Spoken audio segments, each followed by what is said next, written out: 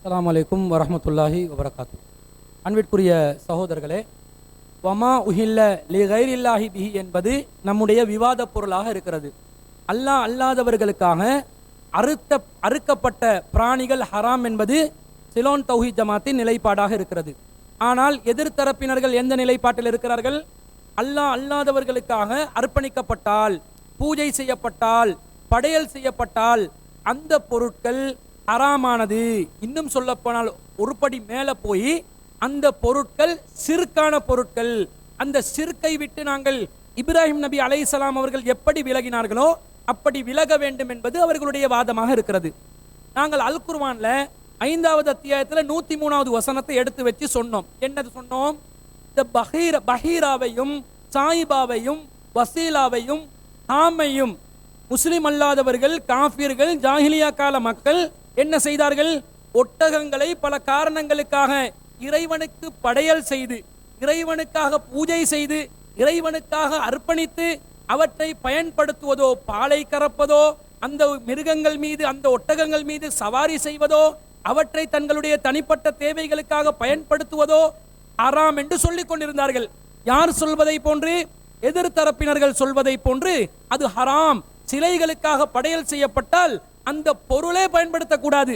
படையல் செய்யப்படுவது என்பது சிறுக்கு, இஸ்லாம் அதை தடுக்கிறது. ஆனால் இவர்களுடைய வாதம் என்ன? அல்லாவுக்கே பாடம் சொல்லி கொடுக்கிற ஒரு நிலைக்கு போய், ஒரு படி மேல போய், படையல் செய்வது ஹராம் மாத்திரமல்ல, படையல் செய்யப்பட்ட பொருளும் ஹராம், அந்த பொருளை விட்டு நாங்கள் விலக வேண்டும் என்று மக்கத்து காபிர்கள் எப்படி மக்கள் மத்தியிலே சொல்லிக் கொண்டிருந்தார்களோ, பஹீராவை, சாயிபாவை, வசீலாவை, ஹாமை நீங்கள் பயன்படுத்தவே கூடாது என்று தடை விதித்தார்களோ, அந்த மாதிரி முஸ்லிம்களுக்கும் இவர்கள் தடை விதித்துக் கொண்டிருக்கிறார்கள்.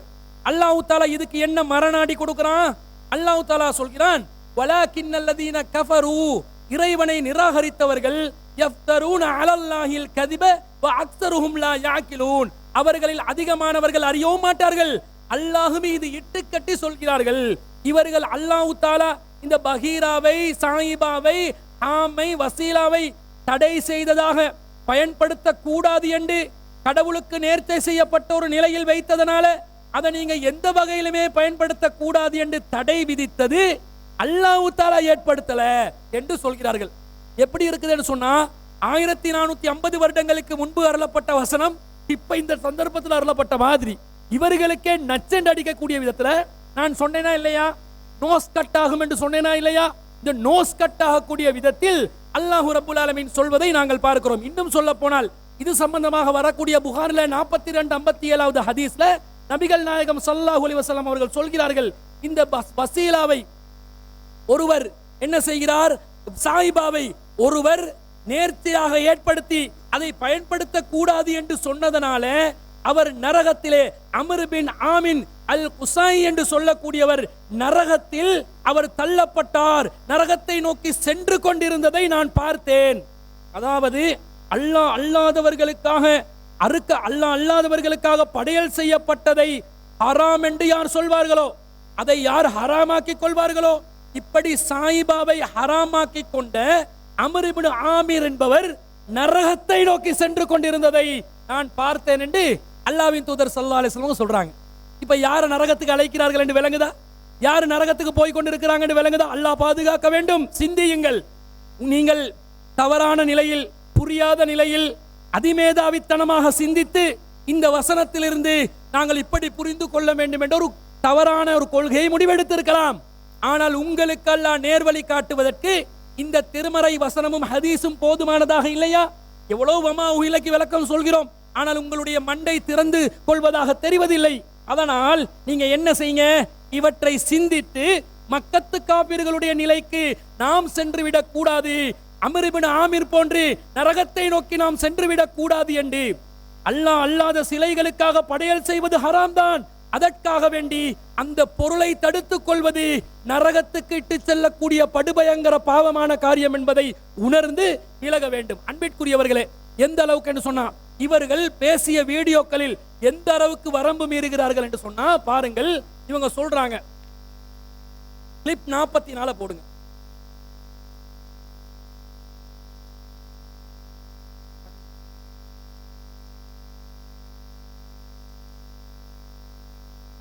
அதாவது இவங்க சொல்றாங்க அல்லாஹ் அல்லாதவர்களுக்காக படையல் செய்யப்பட்டால்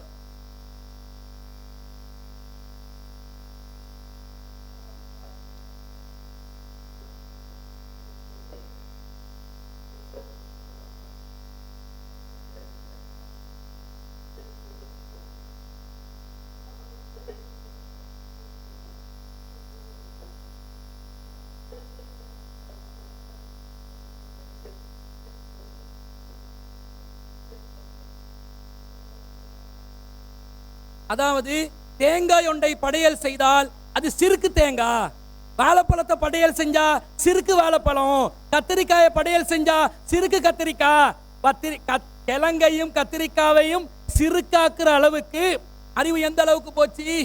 மந்தமாகி போச்சு. அல்லாஹ் தஆலா ஹராமாக்கினானா? ஹராமாக்கினதுக்கு நஸ்ஸ காட்ட முடியுமா? அப்படி அல்லாஹ் ஹராமாக்கியதாக சொல்லலையே. இது ஹராம் என்ற நிலையை தாண்டி அந்த பொருட்களையே சிறுக்காக்கி, அதனால்தான் நான் கேட்டேன், வாழைப்பழமே எங்களுக்கு நோய் நிவாரணம் தருவீர்களா என்று பிரார்த்தனை செய்வீர்களா என்று கேட்டேன். தேங்காயே கத்திரிக்காயே எனக்கு அரிப்பு இருக்கிறது, அந்த அரிப்பை கத்திரிக்காயை நீ அகற்றி விடுவீரா என்று பிரார்த்தனை செய்வீர்களா என்று கேட்டேனா இல்லையா? காரணம் பூஜை செய்யப்பட்டு விட்டது. இப்ப பூஜைண்டா ஹராம் என்றது மட்டுமில்லை, அவங்க ஹராம் சொல்றதும் தப்பு, ஹராம் என்றது மட்டுமில்லை, அதுவே கடவுளாக மாறிவிட்டது. இப்ப பகவான் கத்தரிக்காய், பகவான் தேங்காய், பகவான் வாழைப்பழம் மாறிவிட்டது. அடுத்ததா என்ன சொல்றாங்க பாருங்க, பொம்மை ஹராம். பொம்மை 46. ஆனால் எந்த பொம்மை, எந்த விக்கிரகம், எந்த உருவச் சிலை இது கடவுள் சிலை, கடவுளுடைய ஆற்றல் பெற்ற ஒரு சிலை, இதுதான் கடவுள் என்று சக்தி பொருந்திய ஒன்றாக பார்க்கப்படுகிறதோ, அப்பொழுது விளையாட்டு பொம்மையாக இருந்த பொம்மை ஹராமான பொம்மையாக மாறிவிடுகிறது, அழிக்கப்பட வேண்டிய ஒன்றாக மாறிவிடுகிறது. அதாவது கடவுளுக்காக ஒரு விளையாட்டு பொம்மைய படையல் செஞ்சோன்னே அதுவும் ஹராம், பொம்மை ஹராம். இப்ப கடவுள் பொம்மை எப்படி? கடவுள் பொம்மை எங்க கொண்டு போறாங்கன்னு பாருங்க, மக்கள் சிந்திங்க. கடவுள் பொம்மை ஹராம், கடவுளாக மாறுமாது அவன் நம்பிக்கையில நினைத்தவுடன் இவங்க எப்படி அதுக்கு முட்டு கொடுக்குறாங்கடா? அவன் நம்பிக்கை நாங்க இணை வைத்தல் என்றதை கூட இப்ப நாங்க பயன்படுத்துறது இல்ல. என்ன சொல்லுவோம்? இணை கற்பித்தல் என்றோம். ஏன் கற்பித்தல் என்றோம்? வலை யகுல்லஹு குஃபுவன் அஹத், அவனுக்கு நிகரா யாரும் இல்லை, லைஸ கமிஸ்லிஹி ஷைஉன், அவனுக்கு ஒத்ததாக எதுவும் இல்லை என்று சொல்வதனால் அல்லாஹ்வுக்கு இணை கற்பித்தல், கற்பனையாக உருவாக்குகிறார்கள் என்று சொல்கிறோம். இவங்க எப்படி தெரியுமா? இணை கற்பித்தல் அல்ல, அது இணை வைத்தல் தான். வைக்கிறாங்க, பொம்மையை கடவுள் ஆக்கிட்டாங்க. இப்ப சரி, அந்த பொம்மையை நான் தொடவா? ஆனா தொடாதீங்க. இப்ராஹிம் நபி விலகினார்களா இல்லையா? பொம்மையை விட்டு எல்லாரும் ஓடு. என்ன கொள்கை? இதுதான் கொள்கையா? இதான் உங்களோட மார்க்க தௌஹீதுடைய அடிப்படை. இதா இப்படிதான் மார்க்கத்தை? இதுக்கு வேறு நாங்க கபரு முட்டிகளை போன்று பேசுகிறார்கள். உங்களை முட்டுறதுக்கு எந்த செவத்துல போயிட்டு உங்களோட தலையை முட்டண்டு விளங்காது. அந்த அளவுக்கு மக்களை குழப்பி வழிகேட்டின் உச்சத்துக்கு கொண்டு போகக்கூடிய ஒரு ஒரு இட்டு கட்டப்பட்ட பொய்யான ஒரு கொள்கையை நோக்கி சென்று கொண்டிருக்கிறார்கள். டிப் 47. அவர்கள் எதை இணையாக கருதுகிறார்களோ அதிலிருந்து விலகி கொள்ளுங்கள் என்று இப்ராஹிம் நபி சொல்றாங்க. தெளிவா தானே சொல்றாங்க, இன்னா புரஹாஉ மின்கும் வமிம்மா தஅபுதூன மின் தூனில்லாஹ், நாங்கள் உங்களை விட்டு விலகிக் கொள்கிறோம், உங்களால் எதுவெல்லாம் கடவுள் என்று நம்பி வணங்கப்படுகிறதோ அவற்றை விட்டும் கூட நாங்கள் விலகிக் கொள்கிறோம் என்று இப்ராஹிம் நபி தெளிவாக சொல்றாங்க. அப்ப இப்ராஹிம் நபி சொன்ன அடிப்படையில பார்க்கிற நேரத்துல ஒருத்தன் ஒரு பொருளை, ஒரு கல்லை, ஒரு மரத்தை கடவுள் என்று நம்பி வணங்குவானாக இருந்தால் அதிலிருந்து நாங்க விலகி கொள்ளணும். அது மாதிரி ஒரு வாழைப்பழத்தை, ஒரு எலுமிச்சம்பழத்தை, ஒரு தேங்காயை, ஒரு பொங்கலை, ஒரு படையலை ஒருவன் இது கடவுளுடைய சக்தி பெற்றது, நோயை போக்கக்கூடியது, இது வாழ்விலே வளம் பெற செய்யக்கூடியது, அருள் வளத்தை நமக்கு பொங்க வைக்கக்கூடியது, பாவங்களை போக்கக்கூடியது என்று ஒரு உணவை ஒருவன் கருதுகிறான் என்று சொன்னால் அந்த உணவு அல்லாஹ்வுக்கு இணை வைக்கப்பட்ட உணவு, அல்லாஹ்வுக்கு இணை வைக்கப்பட்ட ஷிர்கான நம்பிக்கை கொண்ட ஒரு உணவு, கடவுள் சக்தி, கடவுள் தன்மை இருப்பதாக நம்பப்படுகின்ற உணவு. எனவே ஒன்றிலே கடவுள் தன்மை இருக்கிறது, அது கடவுள் என்று நம்பப்பட்டால் அதிலிருந்து முஸ்லிம்களாகிய நாங்கள் என்ன செய்ய வேண்டும்? இப்ராஹிம் நபியினுடைய வழிமுறையை பின்பற்றி விலகிக் கொள்ளணும். இப்ராஹிம் நபி என்ன சொன்னாங்க? அல்லாஹ் தஆலாவுக்கு இணையாக மக்கள் கருதக்கூடியதை விட்டு விலகிவிட்டார்கள். கேள்வி கேட்டோம், இப்ராஹிம் நபி எப்படியா சொன்னார்? சூரியனை விட்டு விலகினாரா? சந்திரனை விட்டு விலகினாரா? அது இப்ராஹிம் நபி கிட்ட கேட்டுக்கொள்ளுங்கன்னு சொல்லி இப்ராஹிம் நபியை ஒரு நையாண்டி பண்ணி விட்டுட்டு அதுக்கு பிறகு அது கொஞ்சம் ரிவர்ஸ் டைம் சில விஷயங்கள் பேசினார்கள் என்று வைத்துக் கொள்ளுங்கள். என்ன சொல்கிறார்கள்? இப்ராஹிம் நபி எப்படி சிறுக்குல இருந்து விலகினார்களோ அந்த மாதிரி சிறுக்கு பொம்மை விலகிக் கொள்வோம், சிறுக்கு வாழைப்பழம் விலகிக் கொள்வோம், சிறுக்கு கத்திரிக்காய் விலகிக் கொள்வோம், சிறுக்கு உருளைக்கிழங்கு விலகிக் கொள்வோம். என்ன கொள்கை தான் தௌஹீதுல இஸ்திகாமத்தை பத்திங்களா? எப்படி இஸ்திகாமத் பொம்மை. இது மட்டுமல்ல, பாருங்கள் 40வது கிளிப்பா போடுங்க. அப்ப அந்த ஷிர்கை விட்டுதான் இப்ராஹிம் நபி என்ன செய்யறாங்க? வமிம்மா தஅபுதூன மின் தூனில்லாஹ், அல்லாஹ்வை தவிர எதையெல்லாம் நீங்கள் வணங்கினீர்களோ, எதில இணை வைத்தீர்களோ, எதை ஷிர்காக்கினீர்களோ அதை விட்டு விலகுறோம் என்று இப்ராஹிம் நபி சொல்றாங்களே. அப்ப அது சில மட்டும் தான் வருமா? வாழைப்பழம் வராதா? தேங்காய் வராதா? இணை வைத்து பூஜிக்கப்பட்ட வாழைப்பழம் வராதா? அதாவது கியாஸ் பண்ணி சொன்ன ஒரு விஷயம் இல்ல. இப்ராஹிம் நபி எப்படி விளங்கினாங்களோ, வாழைப்பழத்தை விட்டு விலக வேண்டும், தேங்காயை விட்டு விலக வேண்டும், கத்திரிக்காய். இது நேரடி நசு, இது தவீல் எல்லாம் கிடையாது. இது சூரியனை விட்டு விலக வேண்டும், சந்திரனை விட்டு விலக வேண்டும், கோமாதா பீஃபை விட்டு விலக வேண்டும், சிக்கனை விட்டு விலக வேண்டும், சேவற்கொடியோனண்ட சிக்கனை விட்டு விலக வேண்டும். அவ மச்சம் என்ற அவதாரத்துல மீனை விட்டு விலக வேண்டும். சூரியன் சந்திரன் மொத்த அண்ட சலாசாலத்தை விட்டு விலகி எங்க இருக்கணும் தெரியுமா? பஸ்பமாகி போக வேண்டும். அதாவது நெருப்பு வணங்கிகள் நெருப்பை விட்டு விலக வேண்டும். இப்ப தீப்பெட்டி கூட இவங்களுக்கு என்ன செய்யலாது? எடுக்கல, தீயை விட்டு விலகுகிறோம். என்னது எந்த அளவுக்கு போகுது என்று சொன்னா சொல்கிறார்கள். என்ன சொல்கிறார்கள் என்று பாருங்க. கிளிப் 25 போடுங்க. நீங்கள் சொல்லக்கூடிய மாதிரி இந்த கடையிலே பூஜை செய்யப்பட்டிருக்கக்கூடிய பொருள் ஹராம் தான். மாற்று மதத்தவர்களுடைய பூஜை செய்யப்பட்ட எந்த ஒரு வியாபார பொருளை எடுத்துக்கொண்டால் அது ஹராம் தான். கடுகளவும் அதில் சந்தேகம் கிடையாது. அவர்களுடைய கடையில் நாம் ஒரு சீனி வாங்க முடியாது, ஒரு தீப்பெட்டி வாங்க முடியாது, எதையும் வாங்கக்கூடாது. ஏனென்றால் அவர்கள் கடவுளுக்கு, அவர்களுடைய மத கடவுளுக்கு பூஜை செய்துவிட்டு தான் அந்த பொருள்களை விற்பனை செய்கிறார்கள். அது ஷிர்க் என்பதில், ஹராம் என்பதில் துளியளவு நமக்கு சந்தேகமே கிடையாது. ஆனாலும் நம்முடைய சக்திக்கு அப்பாற்பட்டது என்ற ஒன்று எந்த இடத்தில் வருகிறதோ அந்த இடத்தில் நமக்கு மார்க்கம் என்ன செய்கிறது என்று சொன்னால் அதுல விதிவிலக்கு சொல்லுது. சரியா? சீனி வாங்க 1 கிலோ சீனி எடுப்போமா? பண்டையாட கடையில ஹராம். ஒரு தீப்பெட்டி எடுப்போமா? சூரியன் தீப்பெட்டியா எடுப்போமா? சூரியனும் மேல சந்திரனும் மேல. இப்ப 2 இருக்குது. அதுல உருவம், சூரியன் உருவமும் இருக்குது, தீப்பெட்டியும் இருக்குது. போ இந்த மாதிரி மூல குழம்பின மூளை இல்லாத ஒரு கொள்கையை மக்களுக்கு சொன்னால் மக்கள் உங்களை நோக்கி வருவாங்க. தௌஹீத் என்ற பேர்ல நிர்பந்தம் என்று அல்லாஹ் தஆலா எதை விதிவிலக்கில் கைர பாயின் வலா ஆதின் என்று அல்லாஹ் சொன்னானோ அதை சர்வசாதாரணமாக ஆதரிக்கக்கூடிய விதத்தில் அல்லாஹ்வின் அஸ்ஸலாமு அலைக்கும் வரஹ்மத்துல்லாஹி வபரகாத்துஹு. விவாதம் எதை நோக்கி நகர்ந்து கொண்டிருக்கிறது? எதிர்த்தரப்பு எதை சொல்லி நியாயப்படுத்துவதென்று தெரியாமல் எதையெல்லாம் சொல்லி கொண்டிருக்கிறார்கள். மக்களும் இதை அவதானித்துக் கொண்டிருக்கிறார்கள். அப்துல் ராசிக் என்பவர் மிகப்பெரிய பொய் சொல்லி கொண்டிருக்கிறார் என்பதை நேற்றும் சொன்னேன், இன்றைக்கு சொன்னேன், இப்போ ஒன்றும் சொல்ல போகிறேன். அவங்களோட நிர்வாகத்தை ஆதாரமாக வைத்து, சும்மாவெல்லாம் சொல்லலை, அவங்களோட நிர்வாகிகள் கூட இதுக்கு ஆதாரமாக இருப்பார்கள், நம்பிக்கையாளர்களாக இருந்தால். அடுத்தது என்ன விஷயம் என்றால், இந்த தரப்பில் ஆக்களை நீங்கள் பார்த்தீங்கன்னா எல்லாருக்கும் பேருக்கு முன்னாலே மௌலவி, பின்னால் அவங்க படித்த மதரசாவுடைய பட்டம் இருக்கும், மஜீதி, சிராஜி, ரசீதின்லாம். அப்துல் ராசிக்கு என்ன இருக்குது? மௌலையும் இல்லை, அங்கால ஒரு பட்டமும் இல்லை. எங்கள்கிட்ட நிறைய இந்த சில நேரங்களில் புலனாய்வுத்துறை சில நேரம் கேட்டிருக்கிறாங்க. அப்போ அவர் மதரசாவில் ஓதினோத்தரா, அவர் மார்க்கம் படித்தவரா அப்படி கேட்டிருக்கிறாங்க. அப்போ அவர் மதரசாவில் ஓதலை, அப்போ எப்படி அவர் மார்க்கம் சொல்லுவார் அப்படின்லாம் கேட்டிருக்கிறாங்க. அது வேறு பிரச்சனை. இவருக்கு எந்த அளவு காழ்ப்புணர்ச்சிண்டா, எந்த அளவு பொறாமன்ஸ்ன்னா, இவங்களுக்கெல்லாம் அப்படி பட்டம் இருக்குதே, அதால் எப்படியாவது டேமேஜ் பண்ணணும், இவங்களோட சர்டிஃபிகேட்டை நாங்கள் பார்க்கணும். உங்களுக்கு ஒரு நல்ல ஒரு ஐடியா ஒன்று சொல்கிறேன். இதுக்கு பின்னால் உங்களோட ஜமாத்தில் நீங்கள் யாராவது சேர்க்கிறதா இருந்தால் உங்களோட சர்டிஃபிகேட்டை கொண்டாங்க, நாங்கள் அதை பார்க்கணும். அரபு வாசிக்க தெரியுமா? சரியா? ஏண்டா நாங்கள் தரங்கட்டலாம் இந்த ஆக்களை இது செய்கிறதில்ல. சில ஆக்கள் இந்த இந்த இதில் கூட முகநூலில் கூட குர்ஆன் கூட தெரியான்னு கூட சொல்கிறாங்க. நாங்கள் அந்த அளவுக்கெல்லாம் ஆக்களை தட்டம் அப்படி பேசுறது இல்லை. ஆனால் எங்களை பேசிட்டாங்க, பேர் சொல்லி பேசியிருக்கிறாங்க. நாங்கள் அனுப்பின கடிதமே வாசித்து காட்டப்பட்டது. ஒரு நிர்வாக தர்மம் ஒன்று இருக்குது, ஒரு நிறுவனத்துடைய தர்மம்.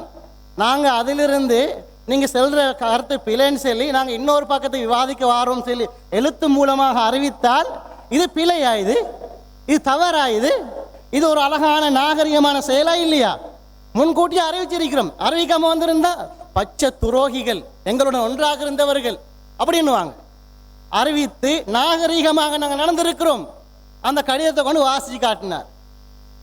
அது பிரச்சனை இல்லை. நாங்கள் எழுதின கடிதம் தானே அது, அதில் எங்களுக்கு எந்த பிரச்சனையும் கிடையாது. அதில் ரெட்டை வேடுமாம். நாங்கள் என்ன செய்யணும் தெரியுமா? அதில் நான் இப்படி கலந்து கொள்கிறேன், ஆனால் எதிர்காலத்தில் இந்த இந்த ஜமாத்தோடு சேர்ந்து பயணிக்கிறதுக்கும் தயாராக இருக்கிறேன். ஏன் சொன்னோம் தெரியுமா? சில நேரம் நாங்கள் முன்வைக்கின்ற ஆதாரத்தின் அடிப்படையில் உங்களுக்கு மனமாற்றம் வந்து அதை நீங்கள் சரியாக கண்டு திருந்தி கொண்டால் மீண்டும் இந்த ஜமாத்தில் பயணிப்பதில் எங்களுக்கு எந்த பிரச்சனையும் கிடையாது, எந்த ஆட்சேபனும் கிடையாது. அதனால தான் சொன்னோம், சும்மா வந்து சேர்றதுக்கு இல்லை. நீங்கள் அதை ஞாபகத்தில் வச்சுக்கணும். அடுத்தது இவங்களோட இந்த தரம் எப்படி தெரியுமா? இவங்களோட ஆய்வுடைய தராசரம் எப்படின்னு தெரியுமா என்றெல்லாம் கேட்டார். தராசரத்தை நான் சொல்கிறேன். இவங்களோட கடிதம் எனக்கு வந்திருக்குது, அது டேட் எல்லாமே சேர்த்து எடுத்திருக்கிறேன். நான் ஒரு தரம் இந்த ஆய்வுக்கு வாங்கன்னு சொன்னாங்க. நிறைய தாய் இருக்காங்க நீங்க நினைச்சிருக்கிறீங்க, அந்த அளவுக்கு தாய்கள்லாம் கிடையாது. தனிநபர் எடுக்கிற முடிவுல தான் இது நடக்குது, வேற எந்த காரணமும் கிடையாது. தாய் இதுக்கு ஆய்வுக்கு வாங்கன்னு சொன்னாங்க. அப்ப நாங்க என்ன செஞ்சோம்டா, முன்கூட்டியே பேரை பதிவு செஞ்சோம். நான் ஒன்று, சில்மி ரசீதி ஒன்று, என்னுடைய சலாஹுதி மௌலி ஒன்று, 3 பேர். இன்னொரு யாரையோ தெரியா. எங்களுக்கு திருப்பி ஒரு அறிவித்தல் வருது, இது ஒரு பெரிய இயக்கம் தானே, தாய்கள் யாரும் இல்லை, 4 பேர் தான் வந்திருக்கோம். அப்போ நாங்கள் 3 பேர் 3 பேர். இன்னொரு யாரோ தெரியா, 4 பேர் தான் அப்ளை பண்ணிருக்கிறாங்க, அறிவிச்சிருக்காங்க வாரண்டு. நாங்கள் வேறொரு நேரத்தில் இதை நம்ம டேட்டை மாற்றிக்குவோம் சொல்லி டேட் ஒன்று போட்டு அனுப்பினாங்க. டேட் தேவைன்னா நான் தருவேன் உங்களுக்கு இப்போ. அப்போ அந்த டேட்டில் திருப்பி நாங்கள் வாரோம். வந்தால் ஒரு தாயும் காணும், ஒத்தரும் இல்லை. தாய்கள் இங்கே நிறைஞ்சிருப்பான்னு வந்தால் ஒத்தரும் இல்லை. இதான் இப்போ இருக்கிற தாய்களுடைய அவங்களோட தரம். நல்லா பார்த்துக்குங்க. எங்கள்கிட்ட தராதரம் கேட்குறாங்க, இவங்க என்ன ஆய்வுன்றாங்க. அப்போ உங்களோட ஆய்வாளர்களை காணலையே, எங்க கூட்டு வந்த நீங்க ஆய்வாளர்களை ஒத்தரையும் காணல. அதுக்கு பிறகு அங்க வந்தா அது ஏகப்பட்ட பிரச்சனை. இதுக்கு காரணம் ஒன்று சொன்னாங்க. அன்றைக்கு இந்த உரிய நேரத்தில் நடக்காத காரணம் தலைவர் ரிசானாட்ட கேட்டேன். அவருக்கு தனிப்பட்ட மரியாதையில் எனக்கு மரியாதை இருக்கு. அவர்கிட்ட கேட்டேன். அவர் என்ன சொன்னார் தெரியுமா? நான் அவர்கிட்ட சொன்னேன், நான் இந்த கருத்தை சொல்லுவேன் சொல்லி. அவர் சொன்னாரு, எங்களுக்கு ஒரு ஒரு கிளையில கூட்டம் ஒன்று இருந்துச்சு, அதால நிர்வாகம் போன, அதால இதுல இந்த செயலாளர் கடிதம் வந்திருக்குது. 4 தாய்கள் தான் இதுக்கு வாரத்துக்கு அனுமதி இந்த சம்மதிச்சிருக்கிறாங்க, அதால நாங்க இல்லாமக்கிருக்கோம் சொல்லி. என்னங்க தலைவர் ஒரு காரணம், நீங்க ஒரு காரணம், இதெல்லாம் பொய்யா இல்லையா? இது பொய்யா இல்லையா? இதுல பொய் சொல்றவர்கள் மார்க்கத்தில் உண்மை சொல்வாங்கன்னு நினைக்கிறீங்களா?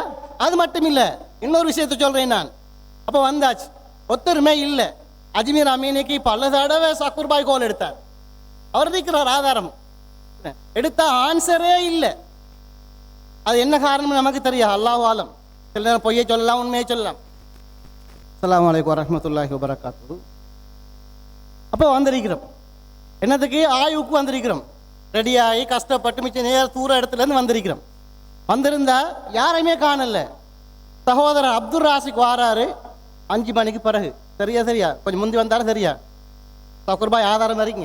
இங்கே பேசுகிற நேரம் அது ஓகே, 4 மணிக்கு வந்தாலும் வச்சுக்கோமே, அல்லது 4 5 மணி.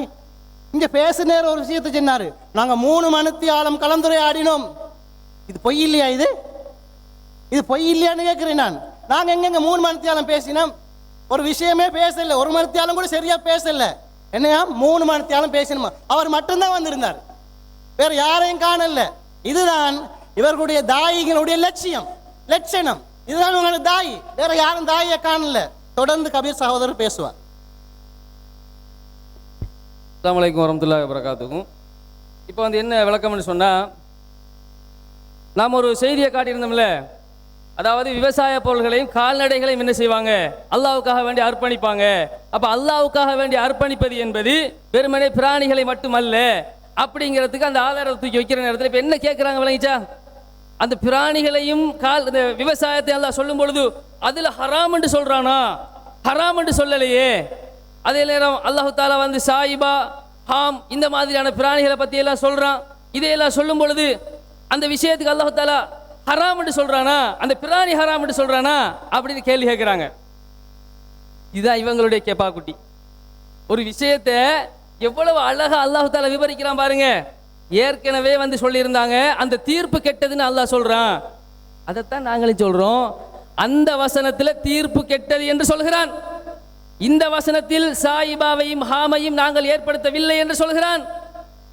அவர்கள் நரகத்துக்கு போவார்கள் என்று சொல்கிறான்.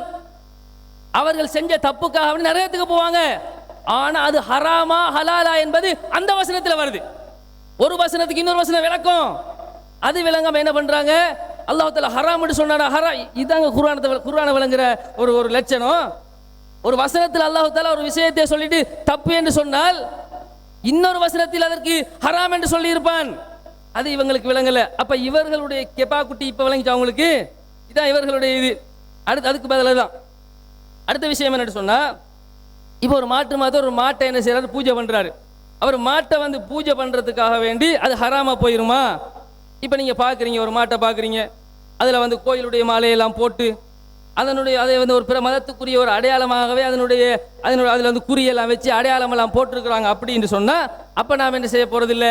அந்த மாட்டை வந்து நம்ம காசு கொடுத்து வாங்க போறதில்லை. தெளிவாகவே இது ஷிர்க் வைத்து வணங்கப்படக்கூடிய அடையாளத்தோடு இருக்கிறது. அப்படி இல்லாம ஒரு மாட்டுப்பட்டி என்ன செய்யறான்? காலத்துல திறக்கும் பொழுதே பூஜை பண்றான். அதுல இருந்து ஒரு 4 மாட்டை சாச்சிக்கிட்டு வந்து மாட்டு வியாபாரம் பண்றான். அந்த மாட்டில் ஏதாவது ஷிர்க்கினுடைய அடையாளம் இருந்துச்சாண்டா அப்படி ஒண்ணும் இல்லை. இது விற்பனை பொருள். விற்பனை பொருளாக இருப்பதும் தெளிவாக ஷிர்க்காக வணங்கப்படக்கூடிய மாடு ஒன்றா? இதெல்லாம் இவர்களுடைய வாதம், அடிப்படை இல்லாத வாதங்கள். அதுக்காக தான் பதில். அடுத்து என்ன? அல்லாஹ் இன்னொரு விஷயம் பேசினாங்க. நம்ம வந்து அடிப்படை வாதம் திரும்ப திரும்ப சொல்றாங்க, அடிப்படை வாதங்கிறாங்க. அதாவது இதெல்லாம் ஒரு நல்ல கோட்பாடாங்க. இந்த விஷயம் இப்படி பேசப்படும் என்பது பிஜே அவர்களுக்கு தெரியுமா இல்லையா? தலைப்பு என்ன? ஹராமா ஹலாலாங்கிற தலைப்பு, அடிப்படை வாதமா இல்லையாங்கிற தலைப்பு இல்லை. அப்ப அந்த ஆள் என்ன சொல்லி கொடுத்துருக்கிறான்? நீங்க வந்து அடிப்படை வாதம்னு பேசுங்க, இவனை வேற மாதிரி கொண்டு போங்க. இந்த ஒரு அயோக்கியத்தனத்தை அந்த ஆள் செஞ்சிருக்கிறான். பாத்தீங்களா எவ்வளவு கேடுகட்ட ஆளு?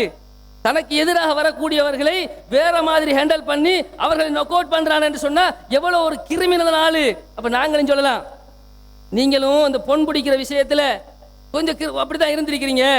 எல்லா துறையிலையும் பெரிய விற்பனர்னு சொல்றீங்களே, அந்த துறை இந்த துறை அரசியல் துறை அறிவுத்துறைன்னு சொல்றீங்களே, இந்த பெண் பிடிக்கிற துறையில விற்பனர்னு நாங்களும் சொல்லலாம். நாங்கள் வார்த்தையை கட்டுப்படுத்திக் கொள்கிறோம், எங்களுக்கும் வாய் இருக்கிறது. இது மாதிரியான அயோக்கியத்தனமான கருத்துக்களை நீங்கள் சொல்வது என்பது உங்களுக்கு அழகா? இந்த ஒரு நேர்மையான விவாதத்துக்கு அழகா? அதை நீங்க யோசிக்கணும். ஷிர்க்ல 4 வகை என்று சொல்றீங்க, ஏன் நீங்க வந்து ஹராத்துல 2 வகை என்று சொல்லலையா?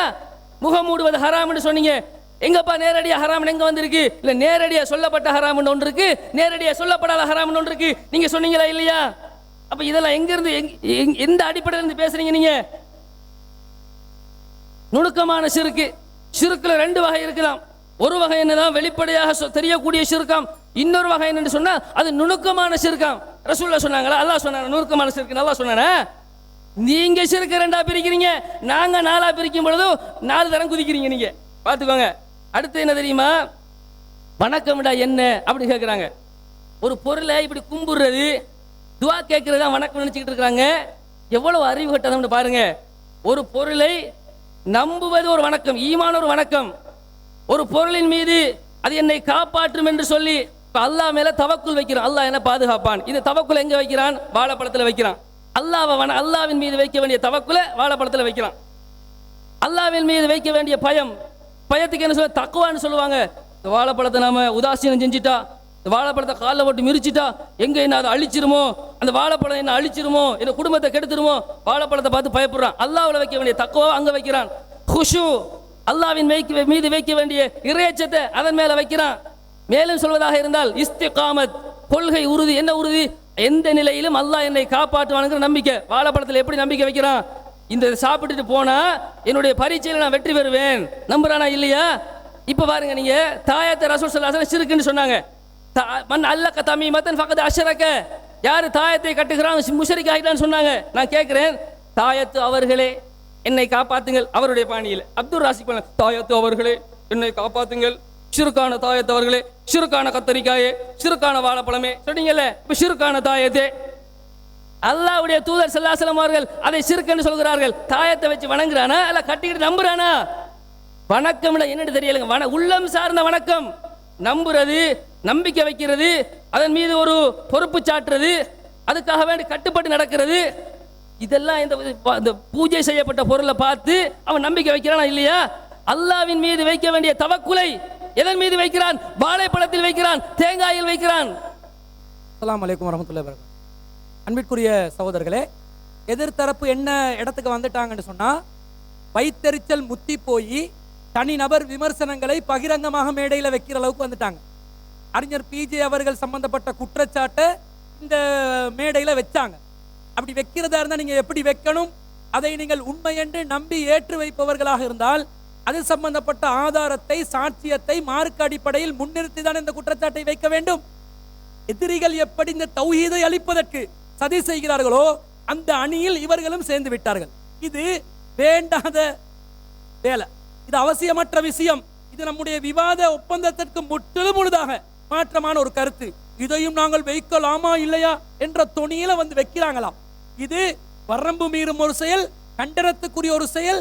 விவாத தலைப்பில் தனிநபர் தாக்குதலாக, விமர்சனங்களாக கருத்து பரிமாற்றங்கள் சொல்லக்கூடாது என்று சொன்னதை பகிரங்கமாக அவதூறாக ஒரு பொய்யை இட்டு கட்டி இந்த இடத்திலே கூறியிருக்கிறார்கள். பிஜே அவர்களுடைய பெயரை இவர்கள் புகழ்ந்து புகழ்ந்து பேசுகிறார்கள். பிஜே அவர்களை புகழ்வதுதான் இவர்களுடைய வேலை. அவர் கூட இதை கண்டிக்க மாட்டாரா? நேரடியா முகத்துக்கு புகழ்ந்தா அந்த ஆள்ட மூஞ்சில மண்ண தூவணும். நாங்க இது அவரை வந்து அண்ணன் பிஜே அவர்களே உங்களுடைய மகிமையோ மகிமெண்டா சொல்லி கொண்டிருக்கிறோம். மார்க்க ரீதியாக நல்ல விஷயங்களை பேசும்போது ஒருவரை புகழ்வது, அவருக்கு பின்னாடி இருந்து புகழ்வதில் என்ன தவறு இருக்கிறது? இப்ப லைவில் அவர் பார்த்து கொண்டிருந்தால் அவர் பார்த்து இந்த பேஸ்புக்கு ஸ்கிரீனுக்கு மண்ண தூவுறதுக்கா என்ன சொல்றீங்க? நல்லவர்களை, அறிஞர்களை, அதே நேரத்தில் மார்க்க அடிப்படையில் நல்லவர்களாக, சாலீன்களாக யாரெல்லாம் இருந்தார்களோ அவர்களுடைய திறமையை நாங்கள் போற்றி புகழ்ந்தால் அது மார்க்க ரீதியாக தவறான ஒரு காரியமா? ஆனால் அன்பிற்குரியவர்களே, நாங்க இப்ப அறிஞர் பிஜி அவர்களுடைய பேரை இந்த மேடையில எத்தனை தடவை நாங்க சொன்னோம் என்றதை பாருங்க. எதிர்த்தரப்பு எத்தனை தடவை சொன்னாங்கன்னு பாருங்க. கொஞ்சம் கணக்கு பண்ணி பாருங்களே. 6 அமர அந்த வீடியோக்களை ரீப்ளே பண்ணி பாருங்க. நாங்க ஒரு 5 தடவை சொல்லியிருந்தா 50,000 தடவை பிஜே பிஜே பிஜே. பிஜேக்கு நீங்கள் தான் பூஜை செய்கிறீர்கள், நாங்கள் பூஜை செய்யவில்லை. பாருங்கள், நாங்க எப்ப பிஜே அவர்களை பற்றி பதில் சொன்னோம்? இவங்க சொல்றாங்க, இவங்க ஒப்பிட்டு காட்டுற இமாம் புகாரியை விட இவங்க கொண்டு வந்துட்டாங்க என்று சொல்லும் போதுதான் பிஜே அவர்களை எந்த அடிப்படையில் வைத்து சொன்னோம்? நீங்கள் எப்போது குற்றச்சாட்டாக ஒரு விஷயத்தை சொல்வீர்களோ அப்போது அதற்கு பதிலாக சொல்வது நம் மீது கடமையாகுகிறது.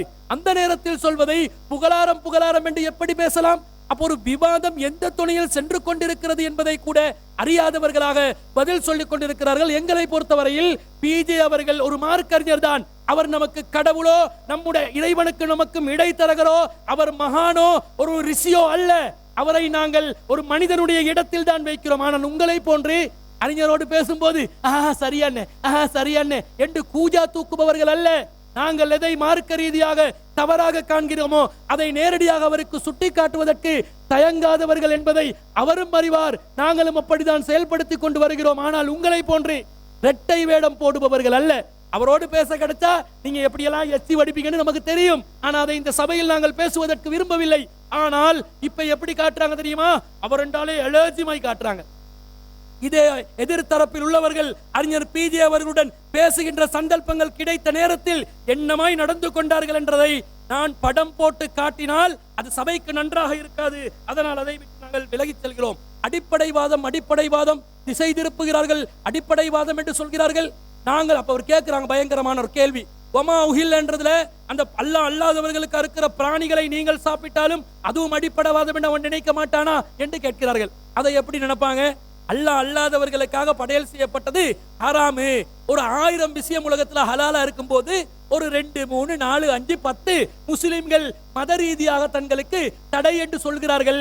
பன்றியின் இறைச்சி ஹராம் போன்று, இரத்தம் ஹராம் போன்று, பிற கடவுள்களுக்கு அறுத்து பலியிடுவதும் ஹராம் தான் என்று முஸ்லிம்கள் நம்புகிறார்கள் என்று எடுத்துக் கொள்வார்கள்.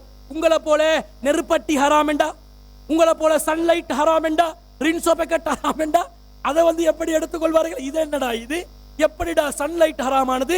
சன்லைட்டையும் குர்பான் பண்ணுகிறீர்களோ என்று யோசிப்பானா இல்லையா? அல்லாஹ் சொல்லி இருந்தால் ஹராம் என்றால் ஹராம் தான். அது சன்லைட்டா இருந்தாலும் நெருப்பட்டியா இருந்தாலும் பரவாயில்லை. ஆனா அல்லாஹ் ஹராம் ஆக்கினானா? அல்லாஹ் ஹராமாக்காத ஒன்றை நீங்களாக இட்டு கட்டி திணித்து ஹராமாக்கும் போது அவன் சிந்திக்க மாட்டானா? இவங்களை பொறுத்த இந்த அணியை அவர்கள் கவனித்தால், முஸ்லிம் அல்லாதவர்கள் சிலோன் தௌஹீத் ஜமாத் அல்லாஹ் ஹராம் சொன்ன நஸ்ஸின் அடிப்படையில், ஆதாரத்தின் அடிப்படையில் ஒன்றை ஹராம் என்று சொல்கிறார்கள். எண்ணிக்கையில் அடங்கக்கூடியதாக இருக்கிறது. ஆனால் மௌலவி கபீர் தரப்பினர்கள் எப்படிப்பட்ட நிலையில் இருக்கிறார்கள்? எல்லாமே ஹராம் தானாம். அவன் நிர்பந்தத்துல தான் பயன்படுத்தி கொண்டிருக்கிறானாம். அவனே கன்ஃபியூஸ் ஆக மாட்டான். டேய், பேரன் லவ்லிக்கு என்னடா நிர்பந்தம் இருக்கிறது என்று கேட்டால் என்ன பதில் சொல்வீர்கள்? ஆதாரம் நஸ்ஸும் இல்லை, நிர்பந்தத்துக்குரியதும் அல்ல. அதான் வேடிக்கையாக இருக்கிறது. அது மாத்திரமில்ல அன்பிற்குரியவர்களே, இவர்கள் மூசா அலைஹிஸ்ஸலாம் அவர்கள் அந்த சிறுக்கை உடைத்து தகர்த்தெறிந்தார்கள்.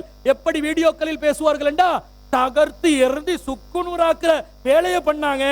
அந்த வசனத்தை ஆதாரமாக காட்டி, இப்ராஹிம் நபி ஆதாரமாக காட்டி எப்படி மூக்கை உடைத்து கொண்டார்களோ, அதே வேளையை மூசா நபி அலைஹிஸ்ஸலாத்துடைய அந்த வசனத்தை ஆதாரமாக காட்டி எப்படி உடையப்பட போகிறது என்பதை பாருங்கள். சிறுக்கான விஷயங்களை கண்டால் அந்த சிறுக்கான விஷயங்களை சும்மா இருக்கக்கூடாது. என்ன செய்ய வேண்டும்? உடைக்க வேண்டும், எரிக்க வேண்டும், சாம்பலாக்க வேண்டும், கடலில் தூவ வேண்டும். தூவுங்க, ஏழுமா? நீங்க சிறுக்கானதை கண்டா கடலில் தூவுவீர்களா?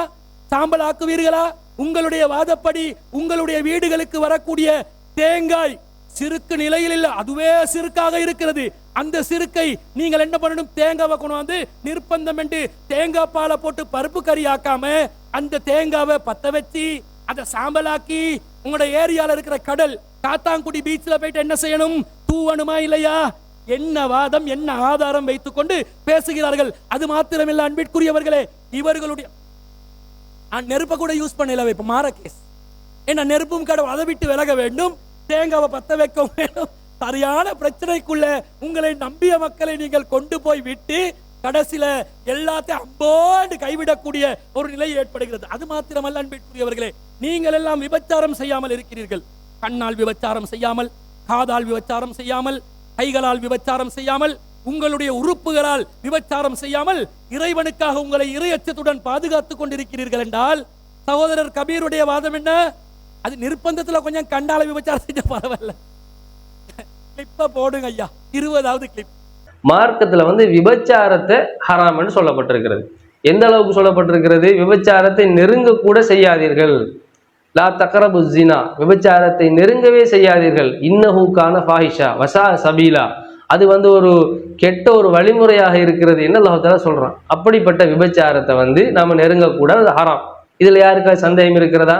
மாற்று கருத்து இருக்கிறதா? கிடையாது. ஆனா இதே விபச்சாரத்தை நீங்க எடுத்து பார்த்தீங்கன்னு சொன்னா எல்லாத்துலயுமே விபச்சாரம். கண்களால விபச்சாரம் நடக்குது, பார்வை மூலமாக, வாயினுடைய பேச்சினால் விபச்சாரம் நடக்கிறது, கையினால் தொடுவதன் மூலமாக விபச்சாரம் நடக்கிறது, இப்படி பல வகையில விபச்சாரம் நடக்கிறது. இப்படியெல்லாம் விபச்சாரம் இருக்கும் என்று ரசூல் ஸல்லல்லாஹு அலைஹி வஸல்லம் அவர்களே சொல்லிவிட்டார்கள். ஒவ்வொரு மனிதனுக்கும், ஆதமுடைய மக்கள் ஒவ்வொருவருக்கும் விபச்சாரத்தினுடைய ஒரு பங்கு எழுதப்பட்டிருக்கிறது என்றே ரசூல் ஸல்லல்லாஹு அலைஹி வஸல்லம் அவங்க சொல்லியிருக்கிறாங்க. அப்ப எழுதப்பட்டு விட்டது, விதியாக்கப்பட்டு விட்டது என்று வருகிற பொழுது இதுல யாராச்சும் தப்பிக்க முடியுமா? நாம தப்ப முடியுமா? இல்ல இமாம்கள் தப்ப முடியுமா? சஹாபாக்கள் தப்ப முடியுமா? இல்ல நபிமார்கள் தான் தப்ப முடியுமா? ஆதமுடைய மக்கள் அனைவருக்கும் இல்ல சொல்றாங்க. அப்ப எல்லாருக்குமே இந்த விபச்சாரத்தினுடைய பங்கு எழுதப்பட்டிருக்கிறதுன்னு சொன்னா அப்ப எப்படி விபச்சாரம் நடக்குது? நேரடியாக விபச்சாரத்தை மறை உறுப்பை கொண்டு நிறைவேற்றாத வகையில மத்த வழியில எல்லாம் விபச்சாரம் நடக்குது. அதாவது கண்களால் விபச்சாரம் நடக்கிறது. நீங்க ஒரு கடையில வேலை செய்றீங்க, முஸ்லிம் பெண்களோ முஸ்லிம் அல்லாத பெண்களோ அவர்களுடைய நிர்வாணத்தை, அரை நிர்வாணத்தை காட்டக்கூடிய விதத்தில் இருந்தால் இவருடைய வாதம் என்ன தெரியுமா? பார்த்து கொண்டு இருக்கிறோமா? நிர்பந்தத்துல பாருங்க, வேற வழி இல்லை என்றார். விபச்சாரத்தை நிர்பந்தத்துக்கு ஆதாரமாக்கன்னா இதுதானே விளக்கம். என்ன செய்ய சொல்கிறார்கள் அல்லாஹ்வின் தூதர் ஸல்லல்லாஹு அலைஹி வஸல்லம்? கண்ண ஆம்பளைய நம்ப இயலாது, அப்படி இப்படி கொஞ்சம் இருக்கதான் செய்வான். அப்படி இருந்தால் ரசூல் ஸல்லல்லாஹு அலைஹி வஸல்லம் என்ன சொன்னார்கள்? உன்னுடைய பார்வை இஸ்ரிஃப் அப்சாரக, பார்வையை திருப்பினாங்க. இப்ப பார்வையை திருப்பி கொள்ளணும். இவர் கேட்கிறாரு, இப்ப பார்வை திரும்பி திரும்பி திரும்பி இருந்தா கண்ணால ஒரு விஷன்ல கண்ட்ரோல்ல வைக்க முடியாம போகுமேன்னு நினைப்பார்கள். அப்படி இருந்த அந்த பார்வையை தாழ்த்துவது என்று ஒன்று இருக்கிறது, கண்ணியமான பார்வையாக்க வேண்டியது ஒன்று இருக்கிறது. அல்லாஹ் கட்டளை போட்டு இருக்க. இவருடைய வாதம் என்ன தெரியுமா? கொஞ்சம் பார்த்து இடக்கட ரசிக்க தான் செய்வோம், கண்டுகொள்ளாதீங்க, நிர்பந்தத்துல வந்துடும். என்ன கொள்கை? உங்களோட தூய்மை இக்லாஸையும் அடகு வைத்து விட்டார்கள். நீங்க எல்லாம் இப்ப நாங்க இவரை நம்புறவங்க எல்லாம் எப்படி பார்க்க வேண்டியது தெரியுமா?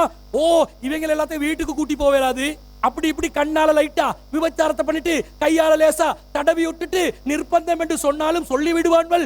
இவர்களை வீடுகளுக்கு தேத்தனி கொண்டு கொடுக்கறதுக்காவது கூட்டி போவேலா என்று சொல்லி யார்கிட்ட முகத்துல கரிய பூசுறாங்க? உங்கள் அனைவருடைய முகத்திலும் கரிய பூசி உங்களோட இறையச்சத்தை நடுக்கடல்ல சாமியிட அந்த சிலைய மூசா அலைஹிஸ்ஸலாம் தூவினாங்களோ இல்லையோ, கபீர் அவர்கள் உங்களுடைய இறையச்சத்தை தூவி விட்டாரா இல்லையா? சிந்திக்கிறது இல்லையா? இது மாத்திரமல்ல, லொலிபப் வாங்கி கொடுத்தா பிள்ளைக்கு என்ன விதமான லொலிபப் வாங்கி கொடுப்பீர்கள் இவர் கேட்கிறாரு.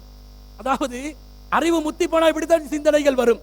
ஒரு லொலிபப், கடவுள் லொலிபப். என்ன லொலிபப்?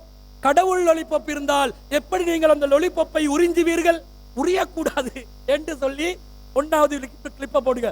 கடவுள் வடிவத்தில் உள்ள பொருட்கள் ஹராம்.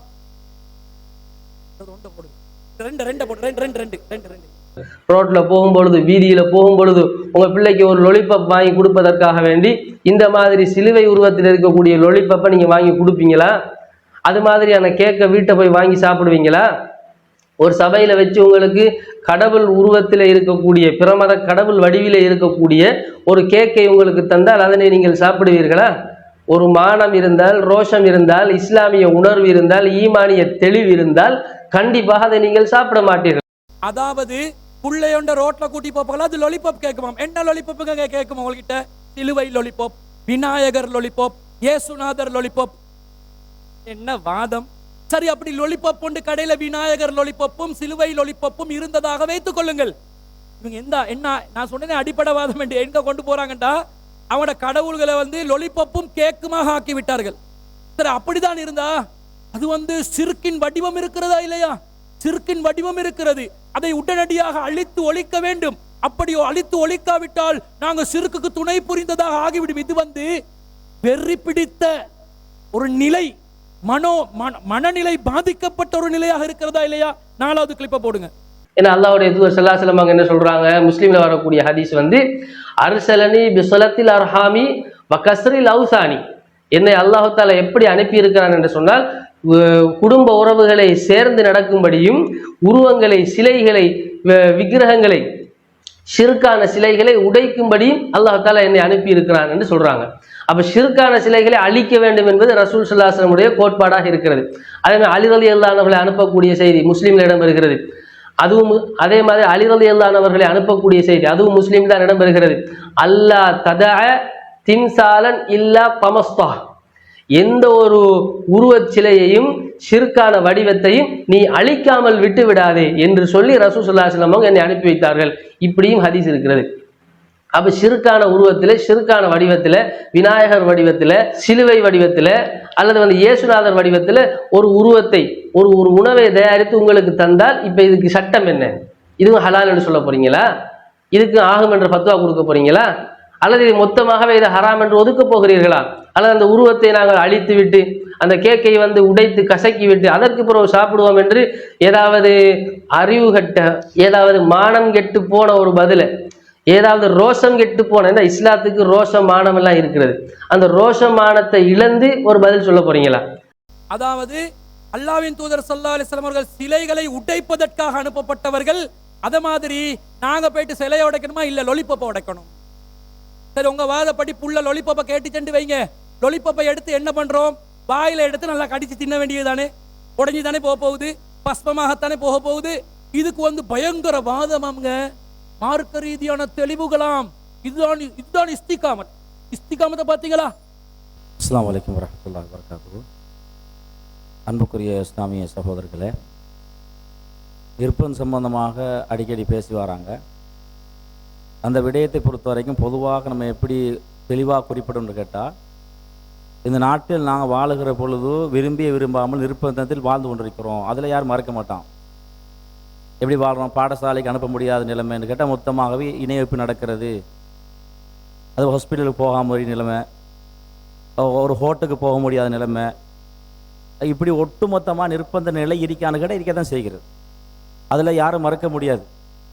அப்படி பேசுவதனால் அடிப்படை வாதம் ஆகிவிடுமான்னு கேட்டால், அப்போ அந்த வாதம் என்பது உங்களுக்கு திரும்பும் என்பதற்கு ஏற்கனவே பேசியிருக்கிறோம். அதே நேரத்தில் இவங்க அடிக்கடி என்ன பேசுகிறாங்கன்னா, இந்த ஃபேர் லவ்லி, அது மாதிரி சாக்லேட்டு, இது போன்ற காரியங்களை அடிக்கடி பேசுகிறாங்க. இது சம்மந்தம் விளங்க லேசாக விளங்கிடலாம். பொதுவாக பார்த்தீங்கன்னா யாரையுமே என்ன செய்யறதுன்னு கேட்டால், ஒரு ஒரு மாற்று மத சகோதரர்கள் எப்போவுமே இந்த தனக்கு அல்லாஹ்விடத்தில் பிரார்த்தனை செய்வான். அவங்களோட கடவுளத்தில், அவரோட கடவுளத்தில் பிரார்த்தனை செய்வான். எப்படி பிரார்த்தனை செய்வான்னு கேட்டால், தனக்கு என்ன செய்யணும்னு கேட்டால் லாபம் கூட கிடைக்கணும், அல்லது இன்றைய தொழில் கிடைக்கணும்ன்றா என்ன செய்வான்னு கேட்டால் ஆரம்பிக்கிற போல செய்வாங்க. யாரை மாற்று மத சகோதரர்கள் எங்கேயாவது சிக்னலாம் எடுத்து வச்சு, டூத் பிரஷை எடுத்து வச்சு எல்லாத்தையும் கொண்டு கடவுளுக்கு படைச்சி, கடவுளே இந்த சிக்னலுக்கு தானே உனக்காவணி படைக்கிறேன், எனவே அதுக்கு சக்தி கிடைக்க வேணும், அப்படி இங்கே நடக்குதா? அப்போ என்னது இல்லாத மக்கள்கிட்ட இல்லாத ஒன்றை ஏன் கேள்வியாக கேட்டுக்கிறீங்க? அது நடக்கிறது இல்லை. இப்போ எங்கேயும் நடக்காதது. நீங்கள் எந்த மாற்றம் சோறு எடுத்துக்கனாலும் சிக்னலை வச்சுக்கொண்டோ அல்லது பிரஷை வச்சுக்கொண்டோ அதை கடவுளுக்கு முன்னால் வைத்துக்கொண்டு என்ன செய்கிறேன், நான் வந்து இது அருள் வளம் கிடைக்கிறேன், இது நீங்கள் அதை வைப்பதனால வந்து எங்களுக்கு என்ன செஞ்சிடும், அது வந்து அதுக்கு சக்தி வந்துடும். எனவே அந்த சிக்னலை பயன்படுத்துவதனால அந்த பல்லைக்கு தானே பல் வந்து சாதாரண பல்லாக மாறாது, தீட்டினா அப்படி சொல்கிறது இல்லை, அப்படி நடக்கிறது இல்லை. அப்போ எனவே என்ன செய்யலான்னு கேட்டால் திசையை மாற்றுறதுக்கு அதை பயன்படுத்திடுமா. அப்போ அந்த நிருப்பம் கெட்ட கரைகள் அது வராது. ஏன் வராதுன்னு கேட்டால் அது அப்படி அவங்க செய்கிறவும் இல்லை, அவங்க நடக்கிறதும் இல்லை, காரியமும் கிடையாது. இதை நீங்கள் தெளிவாக புரிந்து கொள்ள வேண்டும்.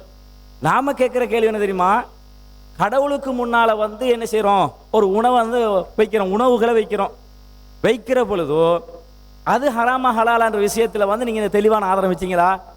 இதுக்கு முன்னால் பிஜே என்று சொல்லக்கூடிய சகோதரர் இந்த ஜமாத்தை பொறுத்தவரை நம்ம என்ன நிலைப்பாடு இருந்தோம், கடவுளுக்கு முன்னால் படைக்கிறது எல்லாம் ஹராமா நான் இருந்தோம் தானே இருந்தா. நான் கேட்குறேன் இதெல்லாம் வந்து எப்படி இருந்தோம், அப்போ வந்து அடிப்படை வாதம் பேசணுமா? அப்போ ஏற்கனவே நாங்கள் இருந்திருக்கிறோம்ப்பா, ஆனால் அடிப்படை வாதமான நிலைப்பாடு இருந்தவன் அப்படியே முடிவெடுப்பீங்க? இப்போ என்ன சொல்கிறீங்க, ஏற்கனவே கிட்டத்தட்ட பல வருஷங்களாக 1-2 வருஷம் இல்லை அந்த நிலைப்பாடெலாம் நம்ம இருந்தோம். எனவே வந்து ஒரு நிலைப்பாடு இருந்து நீங்கள் ஒரு விளக்கத்துக்கு வாரீங்க, ஒரு விளக்கத்துக்கு வருகிற போல ஆதாரத்தின் அடிப்படையில் விளக்கத்துக்கு வந்தால் நம்ம ஒத்துக்கொண்டு போயிடுவோம். நீங்கள் ஆதாரம் ஒன்றும் வைக்கலையே, ஒரு நிலைப்பாட்டுக்கு வாரீங்க, சும்மா மனோச்சின் அடிப்படையில் விளக்கம் எடுக்கிறீங்களா? நீங்களா விரும்பி விளக்கம் எடுக்கிறீங்களா?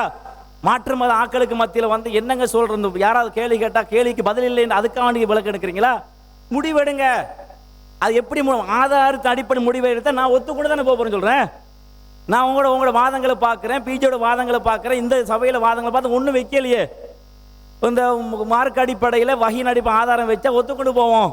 எனவே ஒரு வாதத்துக்கு உணவு சம்பந்தப்பட்ட விவகாரங்களில் உங்கள் நிலைப்பாடை நிறுவீங்க. உணவு சம்பந்தமாக, கடவுள் படைக்கிறது சம்பந்தமாக, அதில் வந்து பூஜிக்கப்படும் உணவு சம்பந்தமாக அதில் வாதங்கள் எடுத்து வச்சு நிரூபிச்சுட்டா அப்போ நான் அடுத்த கட்டத்தை கேள்விக்கு போகலாம். இப்படி கேள்வி வருது, இப்படி கேள்வி வருது, இப்படி கேள்வி வருது, அதுக்கு என்ன செய்யறது, அதெல்லாம் எப்போ வரும் தெரியுமா? ஒரு வாதத்தை நிறுவி இது மார்க் ஆதாரங்களை சொல்லி தெளிவுபடுத்தினது பிறகு நாங்கள் அந்த கேள்விக்கு வர மாட்டோமே. நாங்கள் சொல்லுவோம் சரி சரிங்க ஆதாரம் காட்டினது பிறகு நாங்கள் எனக்கு மறக்கிறது, வீம்புக்கு மறக்க முடியுமா? அந்த அதிகாரம் எங்கிட்ட இருக்கிறதா? இந்த ஏகத்துவ கொள்கையில் ஏன் பயணிக்கிறோம்? ஆதாரத்தின் அடிப்படையில் பயணிக்கிறோம். இன்னைக்கு தபிலி ஜமாத்து, மத்தமது ஜமாத்து, சலஃபி ஜமாத்து விட்டுப்படியா இதுக்கு வந்தோம்? குர்ஆன் சுன்னாவின் அடிப்படையில் பின்பற்ற வேணும், அதை சுவர்க்கத்துக்கு இட்டு செல்லும், அதுக்கு தானே வந்தோம். அப்போ நீங்கள் ஆதாரம் இல்லாத சொல்ல நாங்கள் பின்பற்ற சொல்கிறீங்களா? அது நடைமுறைப்படுத்த சொல்கிறீங்களா? அப்போ அதுக்கு தான் இவ்வளோ நாளும் கேட்டோம், நீ வைக்கல, ஒன்றும் வைக்கலையே, வைக்கனா இப்படி நம்ப சொல்கிறீங்களே. அப்போ எனவே அப்போ இந்த சிக்னல் கதை, இந்த லவ்லி கிரீம் கதை மற்ற விடுங்க, அதெல்லாம் ஏன் விட சொல்கிறேன் தெரியுமா? அதை பொறுத்த வரைக்கும் வந்து யாருமே செய்யல, கடவுளுக்கு முன்னால் வந்து அப்படி ஒரு வேலை செய்யறல என்ற அடிப்படை புரியணும் உண்டு. அடுத்தது சில அடிப்படையே புரியணும். இன்னொன்று வாதங்களை எடுத்து வைக்கிறேன் பாருங்க. மார்க்கத்தை எப்படி புரியணும், எப்படி புரியணும்டா ஒன்றிலிருந்து ஒன்றை புரியலாங்க. இது மார்க்கத்தில் ஒரு அடிப்படை. இந்த ஜமாத்தை பொறுத்த வரைக்கும் அவங்களும் அப்படிதான் புரிஞ்சுக்கிறான், பிஜே அப்படிதான் புரிஞ்சிருக்கிறார், விளங்குதா? அப்போ எனவே வந்து அதை மறக்க மாட்டாங்க. இப்போ உதாரணத்துக்கு கொண்டு சொல்கிறேன் பாருங்க. இப்போ உதாரணத்துக்கு அம்பு எய்து, வேட்டையாடுவோம் தானே, வேட்டையாடுகிற பொழுதோ அம்பு எய்கிறோம், பிஸ்மில்லா சொல்லி அம்பை எய்தி அது வந்து செத்துட்டா அது சாப்பிடலாமான்னா சாப்பிடலாம்.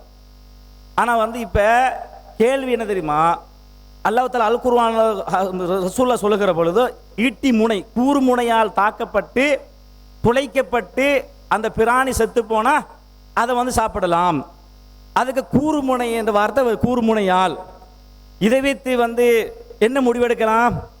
துளைக்கிற வகையில் எதெல்லாம் இருக்குமோ அதை கொண்டு என்ன செய்யலாம், எல்லாத்தையும் முடிவெடுக்கலாம். உதாரணத்துக்கு வந்து இந்த புல்லட்டை வச்சு கொண்டு ஷூட் பண்ணுறான், அது வந்து என்ன செய்யணும் கேட்டால் துப்பாக்கி வச்சு கொண்டு என்ன செய்யலாம், துப்பாக்கி வச்சு கொண்டு ஷூட் பண்ணுறான்.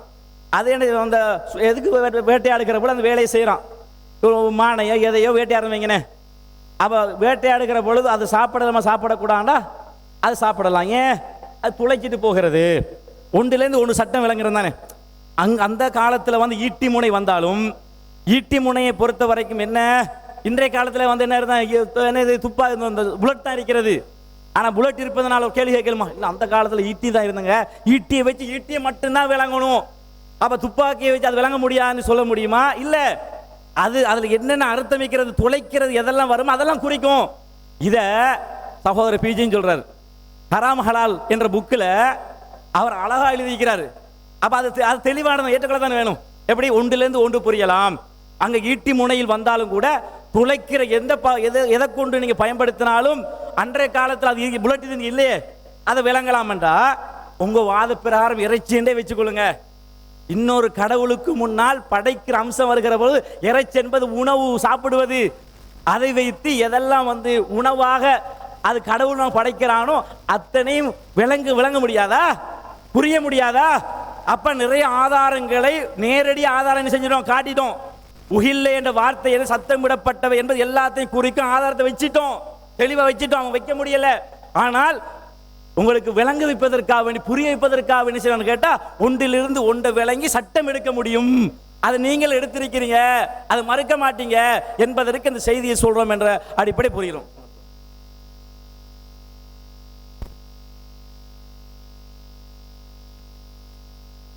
அன்புள்ள சகோதரர்களே, திரும்பியும் என்ன செய்கிறாங்க, அந்த பழைய கதையை தான் பேசுகிறாங்க. இந்த விவாதம் எந்த நோக்கத்தில் பேசப்பட்டது, எந்த நோக்கத்துக்காக இந்த விவாதத்துக்கு நம்ம வந்திருக்கிறோம் அப்படிங்கிற அடிப்படை உங்கள் எல்லாருக்கும் தெரியும். அதை அப்படியே உல்டா பண்ணி இதை வேற மாதிரி இதை கொண்டு போங்க, இதோடைய ஆக்களை முடிச்சு விட்டுருங்க, கனவுளை நடக்காது, அல்லாஹ் எங்கள் பக்கம் இருக்கிறான், நீங்க என்ன சதி செஞ்சாலும் வல்லாஹு கைருல் மாக்கிரீன், சதிகாரர்களுக்கெல்லாம் மேல் அல்லாஹ் இருக்கிறான். இல்லைச்சா, உங்க வேலையெல்லாம் நடக்காது. எங்களுக்கு எவ்வளவு நேரம் போகும்? நீங்க ஒரு விஷயத்தை பேசுற நேரத்தில் ஆவுண்டு உளறி மினிமஸ் கதை ஒன்று சொன்னீங்களா இல்லையா?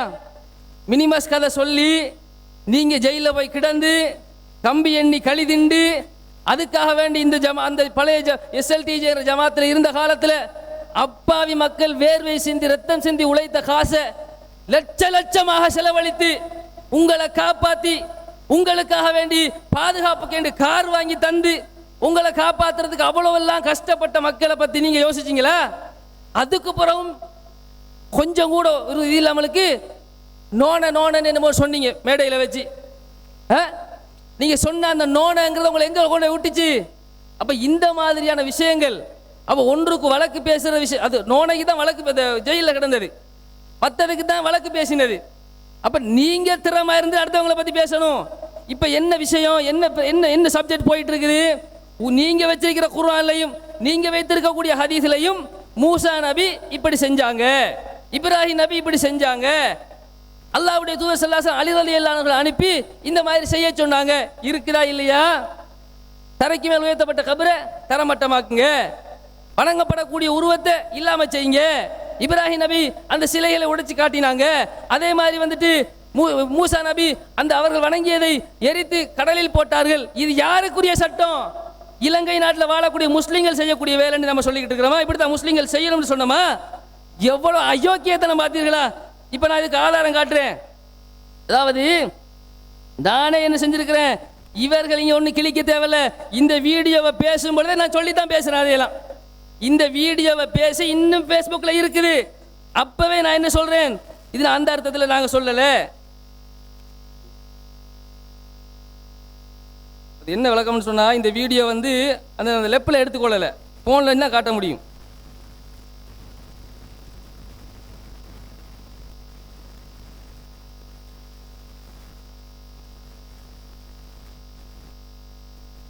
ஹராமான பொம்மையாக மாறிவிடுகிறது, அழிக்கப்பட வேண்டிய ஒன்றாக மாறிவிடுகிறது. அதுக்காண்டி பிரபல கடவுள்களை அழிக்க வேண்டும் என்று நாங்கள் சொல்லவில்லை. அந்த அதிகாரத்தை நமக்கு இஸ்லாம் தரவில்லை. அவர்களுடைய கடவுள்களை திட்டாதீர்கள் என்று கூட நமக்கு இஸ்லாம் தெளிவாக சொல்லி இருக்கிறது. அதனால நமக்கு சட்டம் என்னவென்று சொன்னால் அதிலிருந்து நாங்கள் விலகிக் கொள்ள வேண்டும். அது ஹராமானது, நிரந்தர நரகத்தை ஒரு வணக்கம் தான். எப்படி நாங்கள் அல்லாஹ்வை ரப்பாக ஏற்றுக்கொண்டிருப்பது இஸ்லாத்திலே ஒரு வணக்கமாக இருக்கிறதோ பார்க்கப்படல. ஆனால் எந்த பொம்மை, எந்த விக்கிரகம், எந்த உருவச் சிலை இது கடவுள் சிலை, கடவுளுடைய ஆற்றல் பெற்ற ஒரு சிலை, இதுதான் கடவுள் என்று சக்தி பொருந்திய ஒன்றாக பார்க்கப்படுகிறதோ அப்பொழுது விளையாட்டு பொம்மையாக இருந்த பொம்மை ஹராமான பொம்மையாக மாறிவிடுகிறது, அழிக்கப்பட வேண்டிய ஒன்றாக மாறிவிடுகிறது. அதுக்காண்டி பிரபல கடவுள்களை அழிக்க வேண்டும் என்று நாங்கள் சொல்லவில்லை. அந்த அதிகாரத்தை நமக்கு இஸ்லாம் தரவில்லை. விளங்கிருச்சா? நீங்க எங்களுக்கு ஒண்ணு நாட்டு சட்டத்தை படிச்சு தர தேவையில்ல. எந்த கோர்ட்ல போனாலும் இதை வச்சு பேசுவோம். நாங்க எங்க கொள்கை என்ன, எங்க கருத்து என்ன, விளக்கம் என்ன எங்க கிட்ட கேளுங்கயா, நாங்க விளங்கப்படுத்துறோம். அண்ணன் சொன்ன அயோக்கியத்தனமான கருத்தை வச்சு இங்க விவாத திசை திருப்ப வந்தீங்கன்னு சொன்னா நடக்கிறது வேற. அதனால என்ன செஞ்சுக்கிறோம், உண்மையை பேசுங்க, நியாயத்தை பேசுங்க, சத்தியத்தை பேசுங்க. ஆதாரங்கள் எத்தனையோ இருக்கிறது, அள்ளி போடணும், நிறைய டைம் இல்லாம இருக்கிறது. எங்க பேசிக்கிட்டு இருக்க பாத்தீங்களா? அதனால இதோட நிப்பாட்டிக்கங்க. உங்களுக்கு கடைசியா சொல்லிக் கொள்றோம், இது வந்து இந்த விவாதத்தை வேண்டும் என்று திசை திருப்பதற்கு நீங்க செய்யக்கூடிய வேலைங்கிறத சொல்லி என்ன செய்ய கொள்றேன், முடிச்சு கொள்றேன். அடுத்ததாக என்ன விஷயம்னு சொன்னால், சகோதரர் அப்துல் ராசிக் அவர்கள் எந்த அளவுக்கு அஸ்ஸலாமு அலைக்கும் வரஹ்மத்துல்லாஹி வபரகாத்துஹு. அன்பிற்குரிய சகோதரர்களே, ஒரு விஷயத்தை பதிவு செஞ்சு கொள்ளணும். இந்த நடக்கிறது வேற, இந்த மிரட்டல் எல்லாம் நமக்கிட்ட செல்லுபடியாகாது. நிறைய பேர் மிரட்டி பார்த்தாங்க. எந்த அளவுக்கு மிரட்டி பார்த்தாங்கண்டா, அதிகாரத்தில் உள்ளவர்கள் மிரட்டி பார்த்திருக்கிறார்கள், இனவாதிகள் நம்மை மிரட்டி பார்த்திருக்கிறார்கள், பலரும் மிரட்டி பார்த்திருக்கிறார்கள். ஆனா ஒன்னையுமே புடுங்க முடியாது. இந்த மிரட்டல் தொனி இங்கெல்லாம் செல்லுபடியாகாது. ஒன்று அந்த மிரட்டுவதை வாபஸ் வாங்கி கொள்ள வேண்டும். அடுத்தது அடிப்படைவாதம் என்று என்ன சொன்னோம்? இவர்கள் தான் தெளிவாக சிலைகளை உடைப்பதற்காகத்தான் அல்லாஹ்வின் தூதரை அனுப்பியிருக்கிறார்கள் என்ற ஹதீஸை மேற்கோள் காட்டி, உயர்த்து கட்டப்படும் அனைத்து கபறுகளையும் தரைமட்டமாக்க வேண்டும், திம்சாலுகளை உடைத்து நொறுக்க வேண்டும் என்று அலி ரலியல்லாஹு அன்ஹு அவர்களை அனுப்பிய செய்தியை சொல்லி காட்டி, சிறுக்கை ஒழித்து கட்டுவதற்காக அல்லாஹ்வின் தூதர் ஸல்லல்லாஹு அலைஹி வஸல்லம் அவர்கள் அனுப்பப்பட்டார்கள் என்பதை சொல்லி என்ன சொல்கிறார்கள்?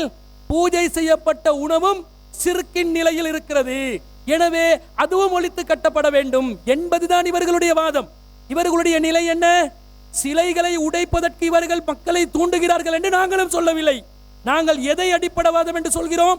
பூஜை செய்யப்பட்ட பொருட்கள் இயல்பாகவே ஹராமாகி விடுகிறது, நிர்பந்தத்தில் தான் அது ஹலாலாகி விடுகிறது என்று சொல்லி, இல்லாத ஒரு நிர்பந்தத்தை இவர்களாக ஏற்படுத்தி கொண்டு இவர்கள் அதை ஹலாலாக்கி கொள்கிறார்களே. உங்கள் வாதப்படி அதிகாரம் இருக்கும் போது சிறுக்கை ஒழிப்பதற்காக இஸ்லாமிய அரசாங்கம் செய்த வேலையை நீங்கள் செய்ய வேண்டும் என்று சொல்லவில்லை. உங்களுடைய சக்திக்குட்பட்ட ஏன் சன்லைட் கட்டியை உங்களால் தகர்த்தெறிய முடியவில்லை? ஏன் தீப்பெட்டியை உங்களால் தகர்த்தெறிய முடியவில்லை? ஏன் உங்களுக்கு பேரன் லவ்லியை தகர்த்தெறிய முடியவில்லை? இதுதான் கேள்வி. இந்த கேள்வி விளங்காம இவங்க சிலைகளை உடைப்பதை ஆதரிப்பவர்கள் என்று நாங்கள் சொன்ன மாதிரி ஒரு கருத்தை பதிவு செய்கிறார்கள். இந்த அடிப்படைவாதத்தை நீங்கள் 1000ஐயும் ஹராம் என்கிறீர்கள், அவர்கள் உள்ளதில் நஸ்ஸை வைத்து ஹராம் என்கிறார்கள். எனவே நீங்கள் சொல்லும் இயல்புக்கு மாற்றமான இந்த கொள்கை அடிப்படைவாதத்தை விட்டு இன்னமல் முஸ்ரிகூன நஜசுன், முஸ்ரிக்கீன்கள் என்பவர்கள் அவர்கள் 9:28 வாதத்தை வைக்கிறாங்க. நஜீஸ்தானவர்கள் கொடுப்பதை நீங்கள் எப்படி ஏற்பீர்கள்? என்ன சொல்கிறார்கள்? தெளிவாக கிளிப்பிங்கை போட்டு காட்டினேன். தீப்பெட்டி வாங்குவது கூட ஹராம், கூடாதுதான் என்று சகோதரர் கபீர் அவர்கள் சொல்ல, செல்மி அவர்கள் நாங்க அப்படி சொன்னோமா? ஏன் சொல்றதை நீங்க பார்க்க மாட்டீங்க? பார்க்காம முரண்பட்டு பேசுவீர்கள். இதை முதலாவதாக பதிவு செய்து கொள்கிறோம். இரண்டாவது விஷயம் என்ன? அவர்கள் அப்துல் ராசிக் அவர்கள் இனவாதத்தை தூண்டினாரா இல்லையா? சர்ச்சை ஆவித்தா இல்லையா? மினிமஸ் சென்றாரா இல்லையா? சகோதரர் காத்தாங்குடி கபீர் அவர்களே, நான் சிங்களத்தில் பேசின முஸ்லிம் உரிமையர ககனிமு என்ற தலைப்பிலான அந்த வீடியோவில் நான் 13-14 விஷயங்களை பேசுகிறேன். என்ன பேசினேன் என்று உங்களால் சொல்ல முடியுமா? உங்களுக்கு சிங்களம் தெரியுமா? நான் பேசிய வாதங்கள் ஆதாரங்கள் என்னவென்பதை உங்களால் இந்த சபையிலே எடுத்துரைக்க முடியுமா?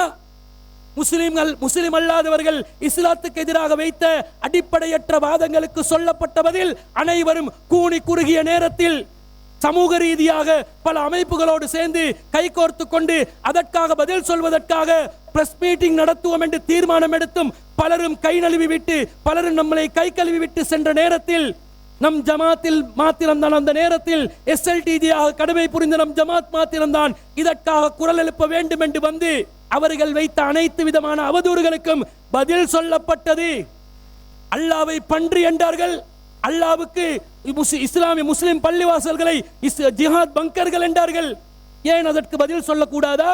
நீங்கள் பதில் சொன்னீர்களா? அந்த பகுதியில் யாராவது பதில் சொன்னார்களா? இல்லை.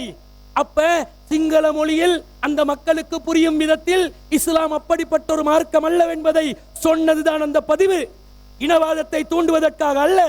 இனவாதிகள் அடிப்படையை புரியாமல் வழக்கு தாக்குதல் செய்வார்கள் என்றா அதை நீங்களும் ஆதரிக்கிறீர்களா? இதுதான் உங்களுடைய இறையச்சமா?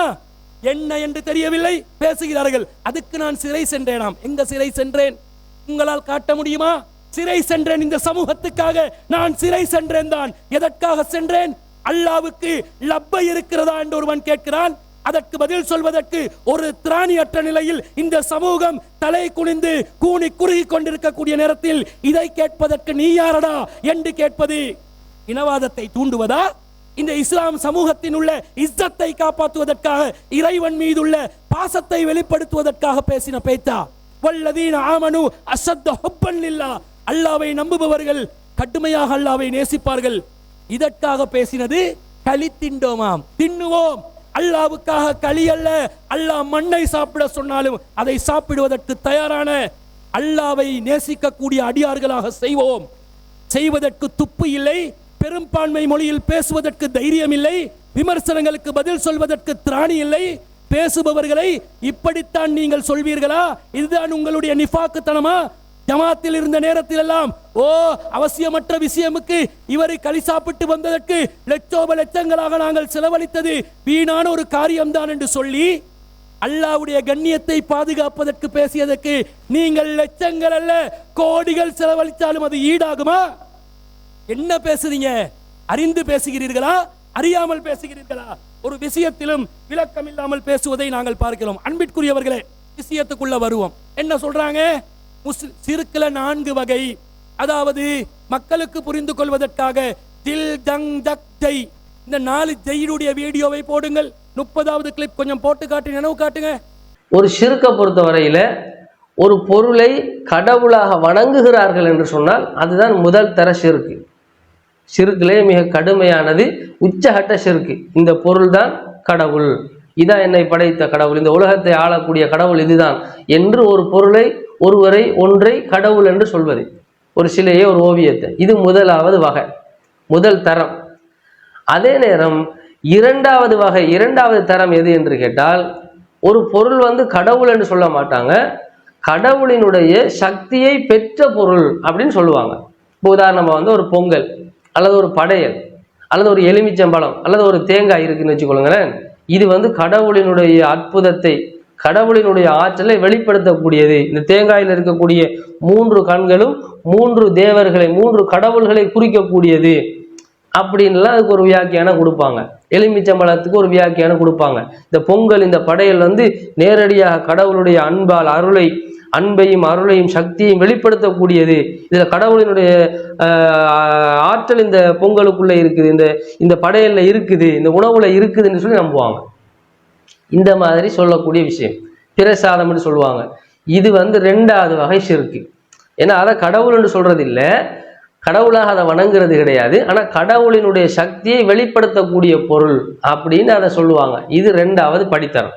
3வது படித்தரம் எது ஷிர்க்குல அப்படின்னு பார்த்தீங்கன்னு சொன்னா, ஒருவர் தன்னிடத்தில் இருக்கக்கூடிய ஒரு பொருளை கடவுளிடத்துல போய் தமக்காக வேண்டி என்ன செய்வது, பூஜை செய்து எடுத்துக்கொள்வது. ஒரு பொருள் இருக்கிறது, ஒரு வாகனம்னு வச்சுக்கொள்ளுங்களேன். புதிதாக ஒருத்தர் என்ன செய்யறாரு, ஒரு வாகனத்தை வாங்குறாரு. அந்த வாகனத்தை என்ன செய்யறாரு, ஒரு கோயிலுக்கு கொண்டு போய் அந்த வாகனத்தை பூஜை பண்றாரு. அல்லது ஒரு ஐயரை வர வச்சு அல்லது ஒரு பூஜாரியை வரவழைச்சி அவர் மூலமாக அந்த வாகனத்துக்கு ஒரு பூஜையை போடுறாருன்னு சொன்னா, இந்த பொருளை பொறுத்தவரையில இது என்ன கிடையாது, இது கடவுளினுடைய நேரடியாக, இது கடவுளும் கிடையாது, கடவுளினுடைய ஆற்றல் பெற்றதும் கிடையாது. ஆனா தன்னுடைய சொந்த தேவைக்காக என்ன பண்றாருன்னு சொன்னா, இதை பூஜை செய்யப்பட்ட பொருளா பார்க்கிறாரு. இதை பொங்கல் மாதிரி, படையல் மாதிரி இது கண்ணில் வச்சு ஒத்துறதோ, தொட்டு கும்பிடுறதோ அல்லது மரியாதை நிமித்தம் உயரத்தில் வைக்கிறதோ கிடையாது. ரோட்லாம் கிடக்கும், வாகனம் வெயிலில் தான் கிடக்கும், மழையில தான் கிடக்கும், புழுதி அடிச்சு போய் கிடக்கும். அப்போ இது 3வது ஸ்டேஜ். இது ஷிர்க்கு தான். இந்த வாகனத்தை பொறுத்தவரையில் பூஜை செய்யப்பட்டதான், இது ஷிர்க்கு தான். ஆனால் இது எந்த ஸ்டேஜில் இருக்குது, 3வது ஸ்டேஜில் இது இருக்கிறது. இது 3வதாச்சா. 4வது ஸ்டேஜ் என்ன அப்படி என்று பார்த்தால், பிறருக்கு விற்பனை செய்வதற்காக வேண்டி, தன்னுடைய சொந்த லாபத்துக்காக வேண்டி, உழைப்புக்காக வேண்டி ஒரு பொருளை பூஜை செய்து என்ன செய்வது என்று சொன்னா விற்பனை செய்யறது. இந்த பொருளை பொறுத்தவரையில இதை காலையில ஐயரை கூட்டி அதுக்கு பூஜை போட்டு விற்பனை செஞ்சாலும் சரி, இவங்களே மந்திரங்களை ஜெபிச்சு விளக்கை ஏற்றி கற்பூர தீபத்தை ஆட்டி ஆரத்தி எடுத்து அந்த பொருள்களுக்கு பொட்டு வச்சு அதுக்கு பின்னால அந்த பொருளை விற்பனை செஞ்சாலும் சரி, இது எந்த ஸ்டேஜில் இருக்கிறது என்று கேட்டால், இது அந்த வாகனத்துக்கு கொடுக்கக்கூடிய மரியாதையை கூட இதுக்கு கொடுக்க மாட்டான். ஏன்னா இது தன்னுடைய தேவைக்கு பயன்படுத்தக்கூடிய தன்னுடைய பாவனை பொருள் அல்ல. இது காசுக்காக வேண்டி அடுத்தவனுக்கு கொடுக்கக்கூடிய பொருள். இவனோட நோக்கம் பொருள் அல்ல. வாகனம் தனக்கு தேவை, தன்னை ஏற்றிக்கிட்டு போகக்கூடியது தன்னுடைய வாகனம். ஆனா கடையில வச்சு விற்கக்கூடிய அரிசியோ சீனியோ பருப்போ அல்லது துணியோ துணிமணியோ எதை எடுத்துக்கிட்டாலும் இங்க வந்து அந்த அந்த அந்த பொருள் வந்து என்ன கிடையாது, இவனுடைய பாவனை பொருள் அல்ல, இவனுக்கு சொந்தமானதா இருக்கும். ஆனா இது அடுத்தவனுக்கு கொடுக்க வேண்டியது. அடுத்தவன் வீட்டுக்கு போய் அந்த சீனியை பாவிப்பான், அரிசியை பயன்படுத்துவான், துணியை பயன்படுத்துவானே தவிர இவனுடைய நோக்கம் காசு தான். அப்ப பூஜை பொருள்ல வந்துட்டு இந்த விற்பனை பொருளை பொறுத்தவரையில அதை எடுத்துக்கிட்டீங்கன்னு சொன்னா இது 4வது ஸ்டேஜ்ல இருக்குது. அப்போ ஷிர்க்லயே வந்துட்டு ஒரு பொருளை கடவுளா பார்க்கறது ஒன்று இருக்கிறது, கடவுளினுடைய சக்தியை வெளிப்படுத்தக்கூடிய பொருள் என்ன ஒன்று இருக்கிறது, தம்முடைய சொந்த பாவனைக்காக வேண்டி பூஜை செய்யப்பட்ட ஒரு பொருள் ஒன்று இருக்கிறது, அடுத்தவனுக்கு விற்று விடுவதற்காக வேண்டி அடுத்தவன் தலையில கட்டுறதுக்காக வேண்டி அதை வந்து பூஜித்து வைத்திருக்கக்கூடிய பொருள் என்ன ஒன்று இருக்கிறது. இப்படி 4 வகையான படித்தரங்கள்ல 4வது இடத்துலதான் எது வருது, இந்த பூஜை செய்யப்பட்ட பொருட்கள் வருகிறது. அதாவது சிறுக்குல 4 தரங்களை சொல்லி நான் பிரித்தேன். எப்படி பிரித்தேன் தெரியுமா? ஏன் நீங்கள் நுணுக்கமான சிறுக்கண்டு பிரித்தீர்களா இல்லையா? முதல்ல நீங்க பிரித்ததுக்கு வருவோம் வாங்க. முதலாவது தரம் கடவுள் என்று நம்பி அவர்கள் வணங்குகிறார்கள், அதுதான் முதல் தர சிறுக்கு. உங்களுடைய இந்த வாதப்படி மக்கத்து காபிர் முதல் தர சிறுக்குல வருவானா? அவன் சிலைகளை கடவுள் என்று நம்பிதான் வணங்கினானா? அவன் அல்லாதான் வானத்தை பூமியை படைத்தவன் என்று சொல்ல இவர்கள் எந்த சிறுக்கு விளக்கம் சொல்றாங்கன்னு பாருங்க. மார்க்கம் தெரியுமா? மார்க்கத்தை படிக்கிறவங்களா நீங்க, விளங்குறவங்களா நீங்க? இப்படியா வாதம் வைக்கிறது? 4 வகையாக சிறுக்க பிரிக்கிறது, தௌஹீதுக்கு எதிரானதை பிரிக்கிறது. அல்லாஹ்வும் அல்லாஹ்வுடைய ரசூலும் சொல்ல வேண்டும். சிறுக்கில் நுணுக்கம் இருக்கிறதா? ஆம் இருக்கிறது. நாங்கள் சிறுக்கின் நுணுக்கம் 5வது வகையை சேரும். தரம் பிரித்தோமா? தரம் பிரிக்கவில்லை. நஸ்ஸின் அடிப்படையில் ஒரு ஹதீஸை முன்னிறுத்தி இந்த ஹதீஸிலிருந்து சிறுக்கின் தரத்தை விளங்கலாம் என்று கூறுகிறோம். அதை விட்டுட்டு தரம் அல்ல சிறுக்கின் நுணுக்கத்தை புரியலாம் என்று கூறுகிறோம். அதை விட்டுட்டு அது 1க்கு போடுங்க, இதை 2க்கு போடுங்க, இதை 3க்கு போடுங்க, இது 4க்கு போடுங்க, 4 லெவலா பிரிக்கிறீங்களே. இந்த 4 லெவல பிரிக்கிற கிரேட் பண்ற அதிகாரத்தை யார் தந்தா? நுணுக்கம் சிறுக்குல நுணுக்கமாகவும் சிறுக் நிகழலாம் என்று ஒரு யூத பாதிரியாருடைய செய்தியை மேற்கோள் காட்டி நாங்கள் சொன்னதில் அந்த நஸ்ஸை வைத்து நாங்கள் புரிந்து கொள்வதற்கு வாய்ப்பு இருக்குதா இல்லையா? நீங்கள் சொல்வதை போன்று இட்டுக்கட்டி சொன்னோமா? பமன் அலலமு மிம்மன் இஃப்தரா அலல்லாஹில் கதிப, அல்லாஹ்வின் மீது பொய்யை இட்டு கட்டுபவனை விட மிகப்பெரிய அநியாயக்காரன் யார் என்று அல்லாஹ் கேட்கிறான். இவர்கள் அல்லாஹ்வின் மீது இட்டு கட்டக்கூடியவர்கள் என்று நாங்கள் தெளிவாக பதிவு செய்து கொள்கிறோம். அது மாத்திரமல்ல, அந்த முதலாவது கிளிப்பை போடுங்க. அதாவது இந்த திரையிலே காண்பிக்கப்படக்கூடிய கடவுள்களினுடைய சிலைகள் பிற மதங்களிலே மதிக்கப்படக்கூடிய வணங்கப்படக்கூடிய கடவுள் சிலைகளாக இருக்கலாம், அல்லது வந்து சிலுவை வடிவமாக இருக்கலாம். இவை எதுவுமே வந்து உண்மையிலே சிலைகள் கிடையாது. இவை ஒவ்வொன்றும் உணவுப் பொருள்கள். கிரீம் கேக்காக இருக்கலாம், அல்லது வந்து லொலிபப்பாக இருக்கலாம், சாக்லேட்டாக இருக்கலாம். இது போன்ற பொருள்களைத்தான் என்ன செய்கிறார்கள் என்று சொன்னால் இந்த கடவுள் உருவத்திலே என்ன செய்திருக்கிறார்கள், வடிவமைத்திருக்கிறார்கள். எனவேதான் இவற்றை நாங்கள் சாப்பிடுவது ஹலாலா ஹராமா என்பதைத்தான் நீங்கள் இந்த இடத்துல மிக முக்கியமாக கவனிக்க வேண்டும். காரணம் என்னவென்று சொன்னால் இப்பொழுது அல்லாஹ் அல்லாதவர்களுக்காக வேண்டி பேர் கூறப்பட்டது நமக்கு ஹராம். அது மாமிச உணவாக இருந்தாலும் சரி, தாவர உணவாக இருந்தாலும் சரி, அது நமக்கு ஹராம் என்று நாங்கள் கூறுகிறோம். இஸ்லாத்தினுடைய அடிப்படை என்னவென்று சொன்னால் எந்த ஒரு உணவு ஷிர்கான கோட்பாட்டின் அடிப்படையில் அது தயாரிக்கப்பட்டிருக்கிறதோ அது ஹராமான உணவு.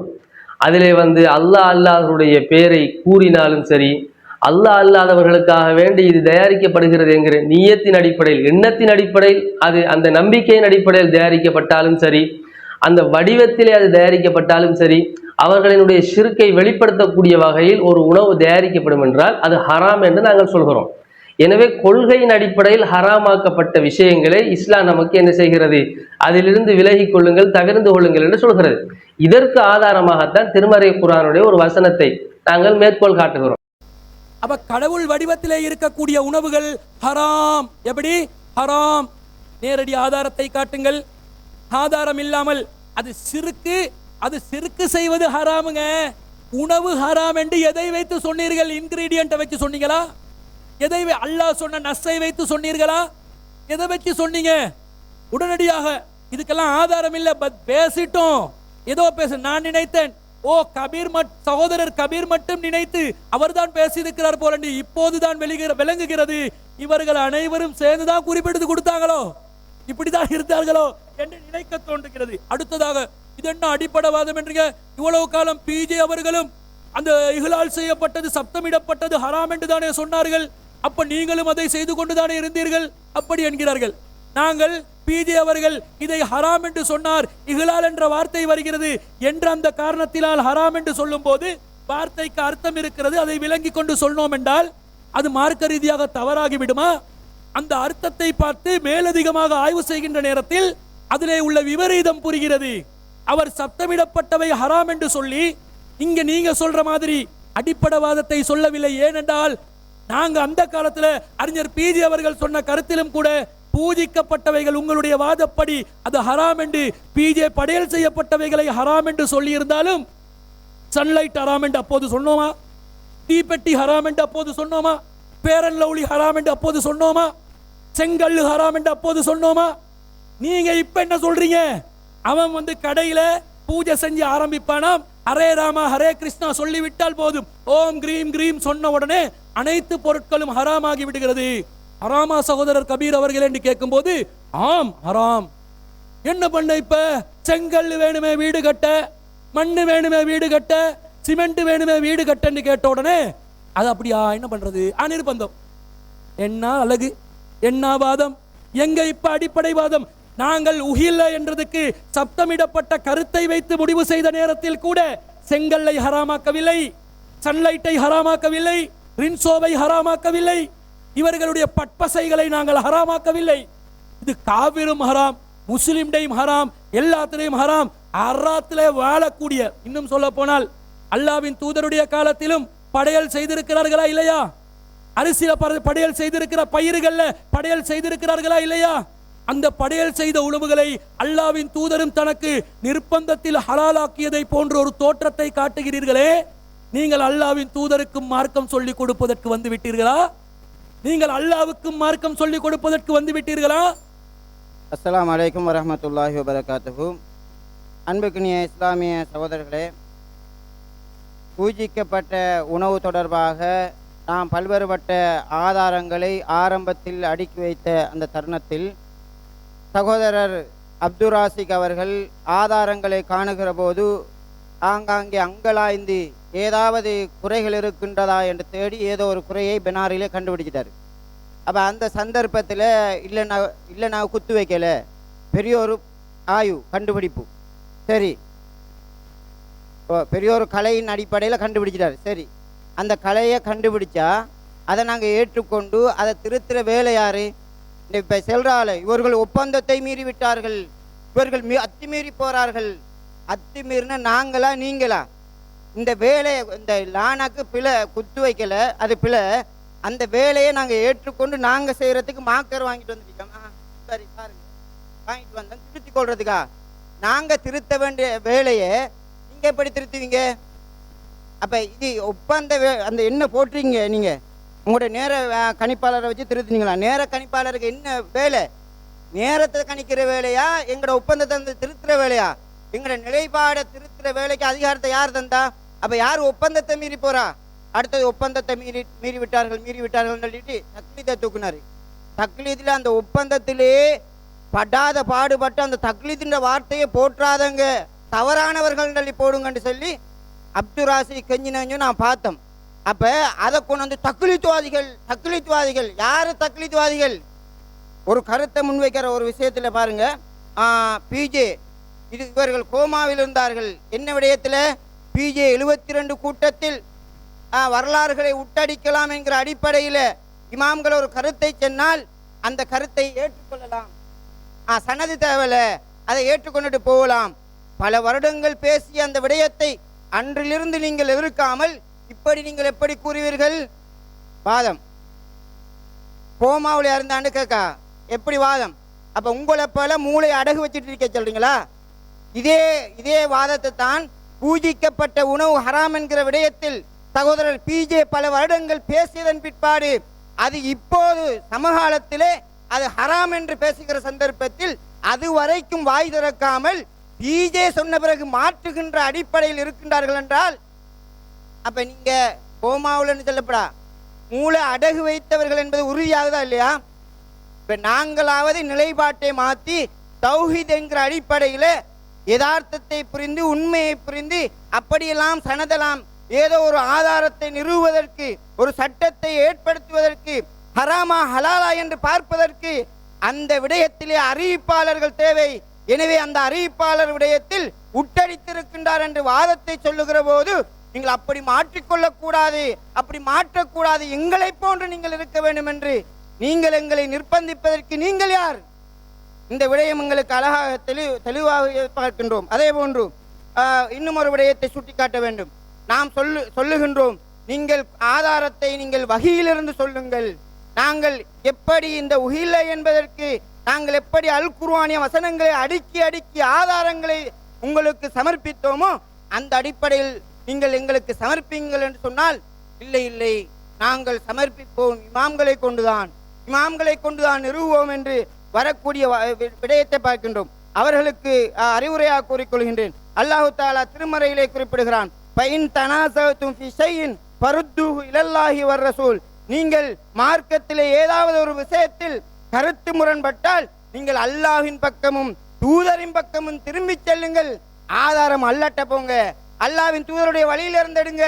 அல்லாஹு தஆலா இன்னும் ஒரு இடத்துல குறிப்பிடுகிறான், வமஹ்தலஃப்தும் ஃபீஹி மின் ஷைஇன் ஃபஹுக்முஹு இலல்லாஹ்.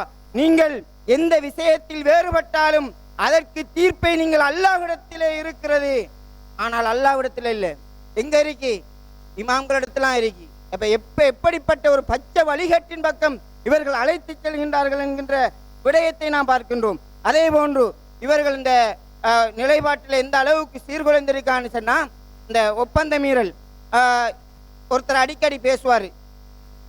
மட இமாம்டே நாம வச்சுக்குவோம் என்றா நம்மள அவரை மடத்தனம் சொன்னதுக்காக ரூஹுல் ரஸ்மி அவர்கள் அடிக்கடி சொல்லக்கூடிய ஒரு வார்த்தை. அப்ப யாரு ஒப்பந்தத்தை மீறி நடக்க? ஒப்பந்தத்தில் என்ன போட்டிருக்கீங்க?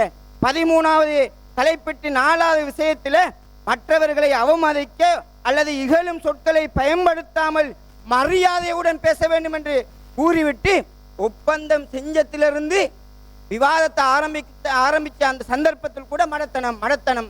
அப்ப யாரு ஒப்பந்தத்தை மீறா? ஒப்பந்தத்தை மீறி எந்தவித வாதமும் இல்லாம இவர்களிடத்தில் என்ன குறை இருக்கின்றது என்று நம்மட கதிரை கீழே எட்டியும் பாப்பா. அந்த அளவுக்கு தான் இவர்களுடைய நிலைமை மாறிக்கொண்டிருக்கின்றது. எனவே நீங்கள் விவாத ஒப்பந்தத்தை மீறுகிறீர்கள்.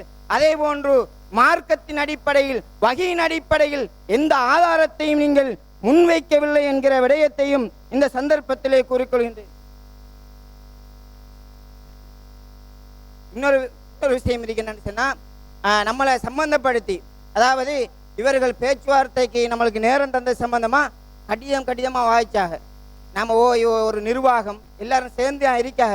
அப்ப நிர்வாக ரீதியை அணுகி இந்த மாதிரி நம்ம கருத்தை சொல்லுவோம். அல்லாஹு தஆலா திருமறையில குறிப்பிடுகின்ற போது, வதஆவனு அலல் பிர்ரி வத்தக்வா வலா தஆவனு பில் இஸ்மி வல் உத்வான். நன்மையிலும் இறையச்சத்திலும் ஒருவருக்கொருவர் உதவியாக இருக்க வேண்டும். வரம்பு மீறுதலிலும் தீமையிலும் ஒருவருக்கொருவர் உதவியாளர்களாக இருக்கக்கூடாது. எனவே இந்த பூஜிக்கப்பட்ட இந்த விடயத்தில் இவர்கள் வழிகட்டின் பக்கம் மக்களை அழைத்து செல்கின்றார்கள் என்கிற ஒரு காரணத்தின் அடிப்படையிலே இவர்களோடு நன்மையான காரியத்தில் நாம் பயணித்தோம் என்பதற்காக அழகிய முறையில் நாம் நிர்வாக முறையாக அணுகுகிற போது நாம் நிர்வாகத்தை கொச்சைப்படுத்துகின்ற விதத்திலே, ஒரு அதிகாரம் செலுத்தக்கூடிய விதத்திலே சகோதரர் அப்துல் ராசிக் நடக்கக்கூடிய விடயத்தை பார்க்கின்றோம். இவருடைய விடயம் தொடர்பாக ஏராளமான விடயங்கள் இருக்கிற. எந்த அளவுக்குன்னு சொன்னா, இந்த விவாதத்துல யாருமே கலந்து கொண்டாங்க, அவரை உற்றாதங்க, அவரை பேச வச்சுறாங்க. இப்படி கெஞ்சினாக்கள் நிர்வாகத்தில் இருக்கா? இந்த தரப்புல நம்ம சத்தியத்தை நிலைநாட்டுவதற்காக, இந்த கருத்தை நிலைநாட்டுவதற்காக இவர்கள் வரப்போகின்றார்கள் என்பதற்காக தடுத்தவர்கள் தொழிலில் சுல்தானாக இருந்து கொண்டு தேனில் செய்தானாக இருக்கக்கூடிய காரியத்தை நாங்கள் பார்க்கின்றோம். அது மாத்திரம் கிடையாது, இவரை பற்றி இவர் தன்னிச்சையாக தனி ஒரு தவறான வழியில் செல்லக்கூடியவர். எனவே அங்கிருந்து இறக்குமதி வந்துட்டா அப்படி அவர் பறைசாற்றக்கூடிய விதத்திலே இருக்கிறார். எனவே இவரை கட்டுப்படுத்த வேண்டும், இவர் நிர்வாகத்தை சரியாக செய்வதற்கு தடையாக இருக்கின்றார் என்று அவரை சார்ந்தவர்கள் சொன்ன வரலாறுகளும் இருக்கிறது. எனவே இது தொடர்பாக நீங்கள் சுய பரிசோதனை செய்து கொள்ள வேண்டும், அல்லாஹை பயந்து கொள்ள வேண்டும். சத்தியத்தை அறிவதில் நீங்கள் யாருக்கும் உங்களுடைய மூளையை அடகு வைக்காமல் அல்லாஹுக்கு பயந்து சிந்தித்து செயற்பட்டு சத்தியத்தின் பக்கம் வர வேண்டும் என்ற கருத்தை கூறி சகோதரர் கபீர் அவர்களுக்கு வாய்ப்பை அளிக்கின்றேன். அன்புள்ள சகோதரர்களே, ஒரு நேர்மையான ஒரு பிரச்சாரகர், நான் எல்லா விஷயத்திலையும் கரெக்டாக தான் நடந்திருக்கிறேன், அதனால் உங்களுக்கு சிங்களத்தில் அதுக்குரிய விளக்கம் தர முடியுமா கோடி லட்சம் இல்லை கோடி செலவழித்தாலும் அது தகும் என்றெல்லாம் சொல்கிறீங்கல்ல, உங்களை அந்த மாதிரி ஒரு பிற மதத்தினுடைய மத குருவை வரம்பு மீறி பேசுங்கள் என்று நாங்கள் சொன்னோமா? இப்போ உங்களை அந்த நேரத்தில் நாங்கள் அனுமதி தந்தோமா? அல்ல நீங்கள் மன உச்சப்படி பேசுனீங்களா? அப்போ நீங்கள் உங்கள் இஷ்டத்துக்கு கொண்டு செஞ்சு போட்டு அந்த நேரத்தில் அதுக்கு வந்து நீங்கள் இப்படி ஒரு விஷயம் செய்கிறீங்கன்னு சொன்னால் இப்போ எப்படி நியாயப்படுத்துகிறாங்க? அது கோடியும் செலவழிக்கலாம், அப்போ நாங்கள் இன்னும் பேசுவோங்கிறாரு. அதான் அர்த்தம். என்னங்க கொண்டு போகிறீங்க நீங்கள்? அடுத்த விஷயம் என்னென்னு சொன்னால், இன்னொரு விஷயம் இருக்குது. இவர்கள் வந்து தாய்களுக்கு மத்தியில் நாங்கள் இஃப்திலாப், அதாவது கருத்து வேறுபாட்டுடைய வாசலை திறந்து வச்சிருக்கிறோம், எங்களுக்குள்ள கருத்து வேறுபாடு இருக்கலாங்கிறாரு. கருத்து வேறுபாடு இருக்கலாம்னு நீங்கள் சொல்கிறீங்கன்னா உங்களுக்கும் பிஜேக்கு மத்தியில் கருத்து வேறுபாடு இருக்குது. அதுதான் கேள்வி. பிஜே மறுக்காத ஒரு ஹதீஸ் நீங்கள் மறுத்திருக்கிறீங்களா? அல்லது பிஜே மறுத்த ஹதீஸ் ஒன்று லைவ்ல வந்து பிஜே எப்படி மறுத்துக்கிறாரு, இது பலவீனுடைய அப்துல் ராசிக் சொல்லிருக்கிறாரா? மற்றவங்க சொல்லுவாங்க, நீங்கள் ஏன் சொல்லலை? இதுதான் தக்லீதுங்கிறது, வடிகட்டின தக்லீது. அண்மையில் ஒரு பெரும் பொய் ஒன்று சொன்னார். என்ன பொய் சொன்னாருன்னு சொன்னால், ஒருத்தர் கேட்குறாரு, பிஜே மறுக்காத ஹதீஸ் நீங்கள் மறுத்திருக்கீங்களான்னு கேட்குறாரு. ஆமாம், கற்கது என்று சொல்லக்கூடிய மரம் சம்பந்தப்பட்ட ஹதீஸை நான் மறுத்திருக்கிறேன், 10 வருஷத்துக்கு முன்னாலே நான் மறுத்திருக்கிறேன், பிஜே இப்போ தான் மறுத்திருக்கிறாரு அப்படின்னு சொல்கிறாரு. பிஜே விடத்தில் ஒரு விவாதம், அதாவது வந்து இதுக்கு முதல்ல ஃபர்சான் தரப்பினரோடு நடைபெற்ற ஒரு விவாதத்தில் இந்த மாதிரி பள்ளி ஹதீஸை நாங்கள் மறுக்கலாமா அப்படிங்கிற விஷயத்தை பேசுகிற நேரத்தில், பள்ளி ஹதீஸ் மாதிரி தானே கற்கது ஹதீஸும் வருது, கற்கது மரம் அல்லாவுக்கு கட்டுப்படாமல் யகூதிகளுக்கு உதவி செய்யும் வருது, பள்ளி வந்து அல்லாவுக்கு கட்டுப்படாமல் இப்ராஹிம் நபிக்கு உதவி செய்துன்னு வருது, ரெண்டும் மறுக்கப்பட வேண்டியதான் அப்படிங்கிற விஷயம் வந்த உடனே அங்கே வச்சு முடிவெடுக்கப்படுது, இந்த கற்கது ஹதீஸை நாங்கள் மறுக்கணும், விவாதத்தில் நீங்கள் சொல்லிருங்க. அதுக்கு இவர் என்ன செய்வார் தெரியுமா? கற்கது மரமாக இருந்தாலும்னு அந்த 2 வார்த்தையை எடுத்து விடுவார். என்னையா இப்போ அதை மறுத்துட்டாராம். இதுக்கு சாட்சி இருக்குது. அந்த ஆய்வு கூட்டத்தில் கலந்து கொண்டவர்கள் நாங்கள் அல்லாஹ் மீது சத்தியமிட்டு சொல்கிறோம், பிஜே விடத்தில் மஷூரா செய்து விட்டு தலைமை மறுத்தீர்கள். இல்லை, பிஜேவுக்கு சொல்லாமல் நாங்களே ஆய்வு செஞ்சதை மறுத்தோம் என்று சொல்லி நீங்க அல்லாஹ்வை முன்னிறுத்தி இந்த சபையில் சத்தியம் செய்ய தயாரா? சத்தியம் பண்ணி காட்டுங்க. அடுத்து என்ன தெரியுமா? இந்த மானா விஷயத்தில் நாங்கள் என்ன செய்வோம், அதாவது கருத்து சொல்கிற விஷயத்தில் அரபிகள் என்ன சொன்னாலும் எடுத்துக்குவோம் அப்படிங்கிறாங்க, தஃப்சீர் சொன்னால் தான் எடுத்துக்க மாட்டேங்கிறாங்க. சரி, கருத்து விஷயத்தில் இமாம்கள் எந்த அளவுக்கு விளையாடிக்கிறாங்கன்னு பாருங்க. தாஹான்னு குர்ஆன்ல வருது இல்லை, தே ஹே இந்த 2 எழுத்து வருது, இதுக்கு விளக்கம் சொல்றாங்க பாருங்க. இது வந்து தஃப்சீர் குர்துபியில் வருது. காலஹு தாஹா இஹ்தலஃபல் உலமாஉ ஃபீ மஅனாஹு, அதனுடைய கருத்திலே உலமாக்கள் கருத்து வேறுபாடு கொண்டார்கள். தாகாங்கிற சொல்லுக்கு கருத்து இருக்குதா முதல்ல, அதுல போய் கருத்து வேறுபாடு கொண்டாங்கன்னு சொல்றாங்க. அப்ப எந்த அளவுக்கு அவர்கள் விளையாடிக்கிறாங்க விளங்குது அவங்களுக்கு. அதே மாதிரி இப்னு அப்பாஸ் சொன்னதா வருது அதே இதுல, மஅனாஹு யா ரஜுல், தாகாங்கிறதுக்கு அர்த்தம் என்ன தெரியுமா? மனிதனே. ஹசன் சொன்னாரா மஅனாஹு யா ரஜுல், அதனுடைய அர்த்தம் என்ன தெரியுமா? மனிதனே. அது மட்டும் இல்லாம சாதுன்னு ஒரு எழுத்து இருக்குது, அந்த சாது விஷயத்துல வருது பாருங்க, தபரில வருது, இஹ்தலஃப அஹ்லு தஅவீல் ஃபீ மஅனா, இதனுடைய அர்த்தத்திலே விரிவுரையாளர்கள் மாற்று கருத்து கொண்டார்கள், கருத்து வேறுபடுவார்கள். சாதுங்கிறதுல எல்லாம் அர்த்தம் இருக்குதாங்க முதல்ல. அதுக்கு ஒருத்தர் சொல்றாரு என்ன தெரியுமா? சாதுன்னா என்ன தெரியுமா? சதகல்லா, அல்லாஹ் தஆலா உண்மை சொன்னான். இது தபரில வருது. அதே மாதிரி பாருங்க, நீங்க இந்த தாஹா விஷயம் இருக்குது இல்ல, இந்த தாஹா விஷயத்தை பத்தி பேசுற நேரத்தில் வந்துட்டு மஅனாஹு யா ரஜுல், இது வந்து மானா அதனுடைய அர்த்தம் வந்து யா ரஜுல் அப்படிங்கிறாரு. அப்ப நான் என்ன கேட்கறேன்னு சொன்னா, இதனுடைய மானா வந்துட்டு தாவீல மானான்னு சொல்றீங்களா தாவீலன்னு சொல்றீங்களா? அப்ப மானாவா நீங்க ஏற்றுக்கொள்றீங்களா தாவீல ஏற்றுக்கொள்றீங்களா? தபஹ என்பது மானாவா, அதாவது துபிக, அதாவது வந்து உஹில்ல என்று சொன்னா பூஜிக்கப்பட்டது என்கிற வார்த்தைக்கு துபிகங்கிற அர்த்தம் கொடுக்குறீங்க. இது மானாவா, அதாவது அர்த்தமா அல்லது விளக்கமா? விளக்கத்தை ஏற்றுக்க மாட்டேன், அர்த்தத்தை தான் ஏற்றுக்கொள்ளுங்கிறீங்க. இங்க என்ன வருது? மானாஹு யா ரஜுல், சாதுங்கிற எழுத்துக்கே அர்த்தம் இருக்குது, மானா இருக்குதுங்கிறாங்க. அடுத்த மணியோசைக்கு பின்னால் தொகுப்புரை வழங்கப்படும். முதலாவது தொகுப்புரை டிடிஜே சார்பாக 20 நிமிடம் வழங்கப்படும். அதைத் தொடர்ந்து 3 நிமிட இடைவேளைக்கு பின்னால் கபீர் தரப்பு தொகுப்புரை வழங்குவார்கள். இன்ஷா அல்லாஹ் அந்த மணியடிப்பை தொடர்ந்து ஆரம்பமாகும். அஸ்ஸலாமு அலைக்கும் வரஹ்மத்துல்லாஹி வபரகாத்துஹு. அன்பிற்குரிய சகோதரர்களே, அல்லாஹ் அல்லாதவர்களுக்காக பூஜை செய்யப்பட்டவைகள் ஹலாலா ஹராமா என்பதுதான் இன்றைய விவாத தலைப்பாக இருக்கிறது. அந்த விவாத தலைப்பிலே சிலோன் தௌஹீத் ஜமாத் சார்பாக நாம் என்ன நிலைப்பாட்டை எடுத்திருக்கிறோம் என்று சொன்னால், அல் குர்ஆன்ல வரக்கூடிய 5:3, 2:173, 6:145, 16:115 ஆகிய வசனங்களில் வரக்கூடிய வமா உஹில்ல லிகைரில்லாஹி பிஹி என்ற வரக்கூடிய வசனம் அல்லாஹ் அல்லாதவர்களுக்காக அறுத்து பலியிடுதலை தான் குறிக்கிறது. அதிலே பயன்படுத்தப்பட்ட வமா உஹில்ல என்பது அறுத்தலை தான் குறிக்கிறதே தவிர அது பொதுவாக சப்தமிடப்பட்டவை என்பதை குறிக்கவில்லை. என்ன காரணம்? சப்தமிடப்பட்டவை என்பது அந்த வார்த்தைக்குரிய அகராதி அர்த்தத்தில் இருந்தாலும், அந்த வார்த்தை அசலான அர்த்தமாக இருந்தாலும், அந்த வார்த்தையின் அசலான அர்த்தத்தை வைத்து நாங்கள் சப்தமிடுதல் என்று மொழிபெயர்த்து வசனத்தை புரிய சென்றோம் என்று சொன்னால் ஒரு விபரீதமான கருத்து ஏற்படுகிறது. என்ன விபரீதமான கருத்து? அல்லாஹ் அல்லாதவர்களுக்காக சப்தமிடப்படக்கூடியவைகள் ஹராம் என்று சொன்னால், அல்லாஹ் அல்லாதவர்களுக்காக சப்தமிடாமல் செய்யக்கூடியவைகள் ஹலால் என்ற ஒரு விபரீதமான கருத்து வந்துவிடும். ஒருவர் மனதால் நினைத்து அல்லாஹ் அல்லாதவர்களுக்காக வேண்டி அந்த ஒரு பிராணியையோ அல்லது ஒரு பொருளையோ படையல் செய்து விட்டால் அது ஹலால் என்ற ஒரு நிலைக்கு வருவது இந்த வசனத்தின் அசலான அர்த்தத்தை மாற்றிவிட்டது. அப்படி என்று சொன்னால் இந்த வசனத்துக்கு, இந்த வார்த்தைக்கு என்ன அர்த்தம் கொடுக்கலாம்? எதிர்த்தரப்பினர் சொல்வதை போன்று படையல் செய்யப்பட்டது, பூஜை செய்யப்பட்டது என்று அர்த்தம் சொன்னால் என்ன கருத்து வருகிறது? அல்லாஹ் அல்லாதவர்களுக்காக பூஜை செய்யப்பட்டவைகள் ஹராம் என்று வருகிறது. பிராணியாக இருந்தாலும் சரி, தாவரமாக இருந்தாலும் சரி, அனைத்தும் ஹராம் என்று வருகின்ற நேரத்தில் அல்லாஹ் அல்லாதவர்களுக்காக பூஜை செய்யப்படுபவைகள் ஹராம். அந்த ஹராமானதை நாங்கள் பயன்படுத்த முடியாத நிலை வருகிறது. அதுதான் இந்த உலகத்திலே பெரும்பான்மையாக இருக்கக்கூடியவை. எல்லா இடங்களிலும் அல்லாஹ் அல்லாதவர்களுக்காக பூஜை செய்யப்பட்டவைகள் தான் இருக்கிறது.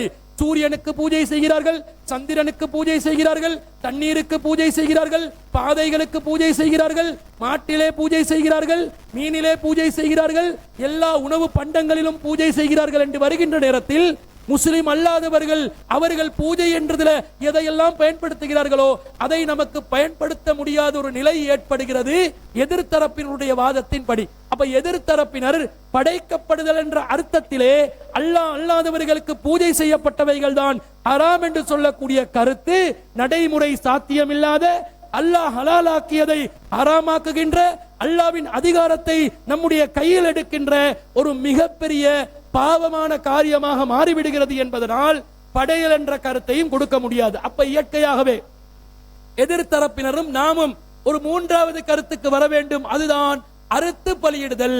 அறுத்து பலியிடுதல் என்று வந்தால் அது அல்லாஹ் அல்லாதவர்களுக்காக பிராணிகள் மீது அல்லாஹ் அல்லாதவர்களின் பெயரை சொல்லி அறுத்து பலியிடுதலை தான் குறிக்கிறது.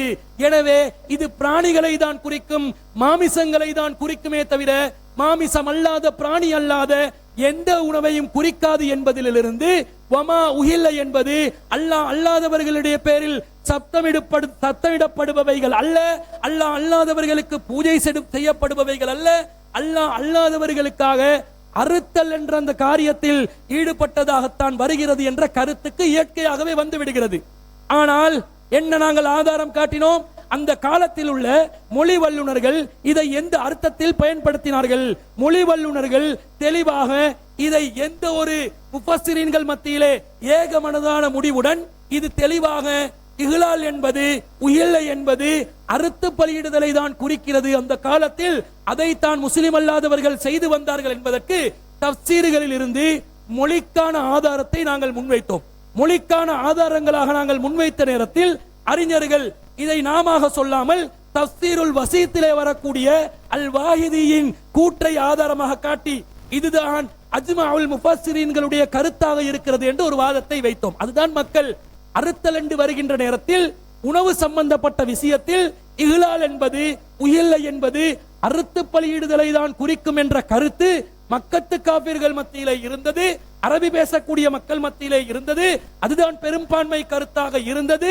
எனவே இந்த கருத்தில் முஃபஸ்ஸிரீன்கள் மத்தியிலே எந்த கருத்து வேறுபாடும் இல்லாத அளவுக்கு இஜ்மாவான இந்த கருத்தில், இந்த கருத்து இந்த சொல்லுக்கு உள்ள அர்த்தத்தில் இஜ்மாவான முடிவாக இருக்கிறது என்று சொன்னோம். எதிர்த்தரப்பு என்ன வாதம் வைத்தார்கள்? அது எப்படி இஜ்மாவான முடிவாக இருக்கிறது? தஃசீரு தபரியிலே இதற்கு மாற்றமான கருத்து இருக்கிறதா இல்லையா என்று 3 சான்றுகளை அவர்கள் மூணாவது சான்றுல வாதம் வைக்கவில்லை, 2 சான்றுகளை எடுத்து காட்டினார்கள். என்ன காட்டினாங்க? வகால ஆகரூன மஅனா தாலிக, சிலர் இதுக்கு என்ன கருத்து சொல்றாங்கன்னா மா ذுக்கிர அலைஹி கைரு இஸ்முல்லாஹி, இதுக்கு அல்லாஹ் அல்லாதவர்கள், அல்லாஹ்வின் பேர் அல்லாஹ் அல்லாதவர்களின் பெயரை சில பொருட்கள் மீது பயன்படுத்தும், சில பிராணிகள் மீது பயன்படுத்துவது இஸ்முல்லாஹி அலைஹி, சிலவற்றின் மீது உயிரினங்கள் மீது அல்லாஹ் அல்லாதவர்களுடைய பெயரை பயன்படுத்துற கருத்து இருக்குது என்றதை சொன்னாங்க. ஆனா அவர்கள் என்ன வாதம் வைத்தாங்க? அதிலே முன்னாடி சொன்ன இமாம் தபரி அவர்கள் 7 சான்றுகளை துபிக அறுத்தல் என்றதுக்கு சான்றாக வைத்து, இப்ப இந்த வச்ச வசனத்திலே, இந்த ஹதீஸிலே அவர்கள் வச்ச சான்று என்னென்றால் அல்லாஹ் அல்லாதவர்களுடைய பேர் சொல்வது அது எதன் மீது என்றாலும் அதை எடுத்துக்கொள்ளும் என்ற ஒரு வாதத்தை வைத்தார்கள். அப்ப அவர்கள் அதுல எடுத்து வச்ச தபரிலே வரக்கூடிய 2475 2476 ஆகிய 2 ஹதீஸ்களிலும் தெளிவாக இஸ்முல்லாஹி அலைஹி என்ற வார்த்தை வருகிறது. அல்லாஹ்வின் பெயரை அதன் மீது சொல்லுவது, அல்லாஹ் அல்லாதவர்களின் பெயரை அதன் மீது சொல்லுவது என்ற வார்த்தை வருகிறது என்று வைத்தோம். வெற்றி என்ன நாங்க கேட்டோம் தெரியுமா? 6ஆம் அத்தியாயத்துல 118ல ஃபகுலூ மிம்மா துக்கிர ஸ்முல்லாஹி அலைஹி இன் குன்தும் பி ஆயாத்திஹி முஃமினீன், அல்லாஹ்வோட வசனங்களை நீங்க நம்புறதா இருந்தா நீங்க அல்லாஹ்வோட பேரை எதன் மீது சொல்லப்படுதோ அதையே உண்ணுங்கள் என்று அல்லாஹ் சொல்கிறான் என்று வருகிறது. இங்கேயும் இஸ்முல்லாஹி அலைஹி என்று வருகிறது. எனவே நீங்கள் தாவரங்களை உண்ணுவதாக இருந்தால் அதன் மீதும் அல்லாஹ்வோட பேர் சொல்லணுமா என்று கேட்டோம். எதிர்த்தரப்புல 2 விதமாக முரண்பட்டார்கள். சகோதரர் கபீர் என்ன சொன்னார்? அது பிராணிகளை தான் குறிக்கும், காரணம் நபிகளாரின் நடைமுறையிலே நாங்கள் புரிந்து கொள்கிறோம். சகோதரர் சில்மி என்ன சொன்னார்? இல்ல, அது அனைத்தையும் குறிக்கும், காரணம் தஃப்சீர் தபரிலே வகால ஆகரூன் என்று வருகிறது, துபிய என்பதற்கு மாற்று கருத்தாக வருகிறது என்று சொன்னோம். அப்ப ஒரு தஃப்சீரை நீங்கள் ஆதாரமாக காட்டும் போது நாங்கள் சொல்லுக்கு, மொழிக்கு, மீனிங்குக்கு, மானாவுக்கு ஆதாரமாக காட்டுகிறோம். அவர்கள் தஃப்சீர்களை குப்பை என்று ஒரு புறம் சொல்லிக் கொண்டிருந்து அந்த தஃப்சீரிலே இமாம் தபரி அவர்கள் மாற்று கருத்து என்று துபியக்கு ஆதரவாக சில சான்றுகளை முன்வைக்கிறார்களே, அதையே ஆதாரமாக வைத்திருக்கிறார்களே, அதை நீங்கள் வாசிக்காமல் பார்க்காமல் ஏன் எடுத்து வைக்கிறோம் என்று கேட்டதுக்கு இமாம் தபரி சொல்லிவிட்டார், அது மாற்று கருத்து தான். இப்ப யாரு தஃப்சீரை கண்மூடித்தனமாக தக்லீத் செய்து பின்பற்றுபவர்கள் என்று கேள்வி கேட்டோம். அதற்கு சமாளிப்புகளே தவிர தெளிவான எந்த ஒரு பதிலையும் அவர்களால் முன்வைக்க முடியவில்லை. அடுத்து மாற்று கருத்துக்கு அஜ்மாவுல் முஃபஸ்ஸிரீனுக்கு மாற்றமாக வமா உஹில்ல லித்தவாகீதி என்ற வார்த்தையை காட்டினார்கள். என்னது? வமா உஹில்ல, அல்லாஹ் அல்லாதவர்களுக்காக வேண்டி இஹ்லால் செய்யப்பட்டது. எதுக்கு? லித்தவாகீதி, தீய சக்திகளுக்காக. இந்த வாதத்திலும் அல்லாஹ் அல்லாதவர்களுக்கு என்பதற்காக வேண்டி தாகூத்துகள் என்று வருகிறதே தவிர வமா உஹில் என்ற வார்த்தை அப்படியே வருகிறது. எனவே இந்த கொட்டேஷனும் நீங்க சொல்லக்கூடிய மாற்று கருத்து தரவில்லை என்பதை நாங்கள் நிரூபித்தோம். அதற்கு அவர்களிடமிருந்து பதில் இல்லை. அடுத்ததாக என்ன சொன்னார்கள்? வமா உஹில்லில் அஸ்னாம் என்று வருகிறது. அஸ்னாம் என்று வருவதனால் இதுவும் மாற்று கருத்தாக உள்ளக்கூடிய ஒரு கருத்து என்று முன்வைத்தார்கள். யானி என்று இப்னு அப்பாஸ் அவர்களுடைய விஷயத்துக்கு அவர்கள் ஒரு விளக்கமாக சொன்னார்களே, அதை வைக்கும் போது நாங்கள் கேட்டோம், இந்த இடத்திலும் வமா உஹில்ல என்று தானே வருகிறது. வமா உஹில்ல லிகைரில்லால அதே வமா உஹில்ல வருகிறது. லிகைரில்லாவுக்கு பதிலாக லில் அஸ்னாம் என்று வருகிறது. இந்த இடத்தில் லிகைரில்லா அஸ்னாமை மாத்திரம் குறிக்காது, அஸ்னாம் அல்லாத கைருல்லா என்றால் அல்லாஹ் அல்லாத யாரையும் குறிக்கும். இங்கேதான் நுணுக்கத்தை நீங்கள் பயன்படுத்த வேண்டும். வமா உஹில்ல என்பது அப்படியே வருகிறது, அல்லாஹ்வுக்கு இஹ்லால் செய்யப்பட்டது. ஆனால் கைருல்லா என்பதற்கு இங்கே தஃப்சீரிலே விளக்கம் கொடுக்கிறார்கள். விளக்கம் என்பது வேறு, அர்த்தம் என்பது வேறு, பிரித்து அறிந்து கொள்ளுங்கள் என்று அவர்களுக்கு தெளிவுபடுத்தினோம். அவர்கள் விளங்குவதாக இல்லை, அதற்கு நாங்கள் பொறுப்பும் இல்லை. பொதுமக்கள் அதை இலகுவாக விளங்கிக் கொள்வார்கள் என்று நாங்கள் விளங்குகிறோம், நம்புகிறோம். அடுத்ததாக தஃப்சீர்கள்ல என்ன வருது தெரியுமா? தஃப்சீர்கள்ல யுதுனீன அலைஹின்ன மின் ஜலாபீபீன் என்றதுக்கு ஜில்பாப தொங்க விடுகண்டா, ஒத்த கண்ணை திறந்து மற்றதெல்லாம் மூடணும் என்று வருகிறது, அதை நீங்கள் ஆதரிக்கிறீர்களா என்று கேட்டார்கள். நாங்கள் தெளிவாக சொன்னோம், தஃப்சீர்ல வரக்கூடிய கருத்துகளாக இருந்தால் பரிசீலனைக்கு உட்படுத்துவோம், குப்பை என்று வீச மாட்டோம், பரிசீலனைக்கு உட்படுத்துவோம். ஆதாரம் இல்லாட்டி மார்க்க ரீதியாக தஅவீல் செய்யக்கூடிய, விளக்கம் சொல்லக்கூடியவைகளுக்கு ஆதாரம் இல்லாவிட்டால் அதை நாங்கள் கடாசுவோம். ஆனால் மொழி என்று வருகின்ற நேரத்தில் அது வஹீல் வெளிப்பட வேண்டியதில்லை. மொழியை அந்த மொழி பேசக்கூடிய அரபிகள் தான் முன்வைக்க வேண்டும். நாங்கள் அஜமிகள், அரபிகள் பேசக்கூடிய மொழியை நாங்கள் எப்படி தீர்மானிப்பது என்று கேள்வி கேட்டு தஅவீலை எடுக்க மாட்டோம். சரியா இருந்தால் தான் எடுப்போம், ஆதாரம் இருந்தால் தான் எடுப்போம். அது யாரு சொன்னாலும் எடுப்போம், தபரி சொன்னாலும் எடுப்போம், கபீர் சொன்னாலும் எடுப்போம் என்று அவர்களுக்கு நாங்கள் விளக்கம் சொன்னோம். ஆனால் அதுவும் அவர்கள் புரிவதாக இல்லை. அவர்கள் எதை புரிந்து கொண்டாலும் நமக்கு பிரச்சனையும் இல்லை. உடனடியாக சிகரை ஆதாரம் காட்டினார்கள். சீரென்று வருகிறது. இமாம்கள் சீருக்கு தாக்கம் உண்டு என்று தானே தப்சீர்களில் சொல்லுகிறார்கள், அதை நீங்கள் நம்புகிறீர்களா என்று கேட்டார்கள். சீருக்கு தாக்கம் உண்டு என்று இமாம்கள் சொல்வது வார்த்தையின் அர்த்தமா, சீர் என்ற வார்த்தைக்கு அர்த்தமா, சீர் என்ற அகீதாவுக்குரிய விளக்கமா? விளக்கம் என்பதை விளங்காதவர்களாக பேசக்கூடியவர்களுக்கு எது தல்வீல் எது மஅனா என்பது கூட விளங்காமல், அர்த்தம் புரியாமல், விளக்கம் புரியாமல் வாதம் வைத்தார்கள். சீருக்கு தாக்கமில்லை என்பது நம்முடைய நிலைப்பாடாக இருக்கிறது. குர்ஆன் ஹதீஸ் வஹீன் வெளிப்பாடாக அதை நாங்கள் வெளிப்படுத்திக் கொண்டு இருக்கிறோம். ஆனால் தல்வீல் என்று வரக்கூடிய, தாக்கம் என்று வரக்கூடியதை நாங்கள் தஃசீர்களில் எடுக்க மாட்டோம். காரணம், அது குர்ஆன் சுன்னா என்ற வஹீக்கு மாற்றமாக இருக்கிறது. தாவீல் செய்யக்கூடியவர்கள், விளக்கம் சொல்லக்கூடியவர்கள் கண்ட விளக்கத்தையும் சொன்னால் ஏற்றுக்கொள்ளக்கூடிய நிலையில் நாங்கள் இல்லை. இப்போது சகோதரர் கபீர் அவர்கள் கண்ட விளக்கங்களை சொல்வதை நாங்கள் ஏற்றுக்கொள்ளாமல் இருப்பதை போன்று அவர்களுக்கு நாங்கள் எத்தி வைத்தோம். அப்ப தெளிவாக விளங்க வேண்டும். உஹில்ல என்றால் அறுத்தல் தான் குறிக்கிறது. தெளிவான ஆதாரத்தை முன்னிறுத்தி நாங்கள் இதை நிறுவி இருக்கிறோம். இவர்கள் அஜ்மவுல் முஃபஸ்ஸிரீனுக்கு மாற்று கருத்து வருகிறது என்று சொல்வதாக இருந்தால், நாங்க 50 தப்சீர்கள்ல ஆதாரம் காட்டி இருக்கிறோம். இந்த விவாத மேடைகளை நேற்றும் இன்று வரைக்கும் முடியுமான அளவுக்கு தப்சீர்கள்ல அந்த வார்த்தைக்கு அர்த்தத்தை நாங்கள் எடுத்து கொடுத்தோம். அவர்கள் அதற்கு மாற்றமாக ஒரு 3 பொசுருவாதங்களை வைத்தார்களே தவிர ஆதாரங்களை முன்வைக்கவில்லை என்பதை மக்கள் பார்த்து கொண்டிருக்கிறீர்கள். நீங்கள் சத்தியம் எது அசத்தியம் எது என்று முடிவைங்க. 50க்கு 50 வச்சு 50 இங்க 50 அங்க எதை முடிவெடுக்கண்டே விலகுதில்லை என்று ஒரு தடுமாற்றமான நிலை அல்ல. தெளிவாக நாங்கள் அஜ்மவுல் முஃபஸ்ஸிரீன்கள் இந்த வார்த்தைக்கு விளக்கமாக எதை சொன்னார்களோ அதிலே நாங்கள் தெளிவாக உறுதியாக இருக்கிறோம் என்பதை நிறுவி இந்த விவாதத்திலே நாங்கள் நகர்ந்து கொண்டிருக்கிறோம். அதற்கு பிறகு நாங்கள் கேட்டோம், ஒரு சிலர் மாற்று கருத்து சொல்வார்கள்.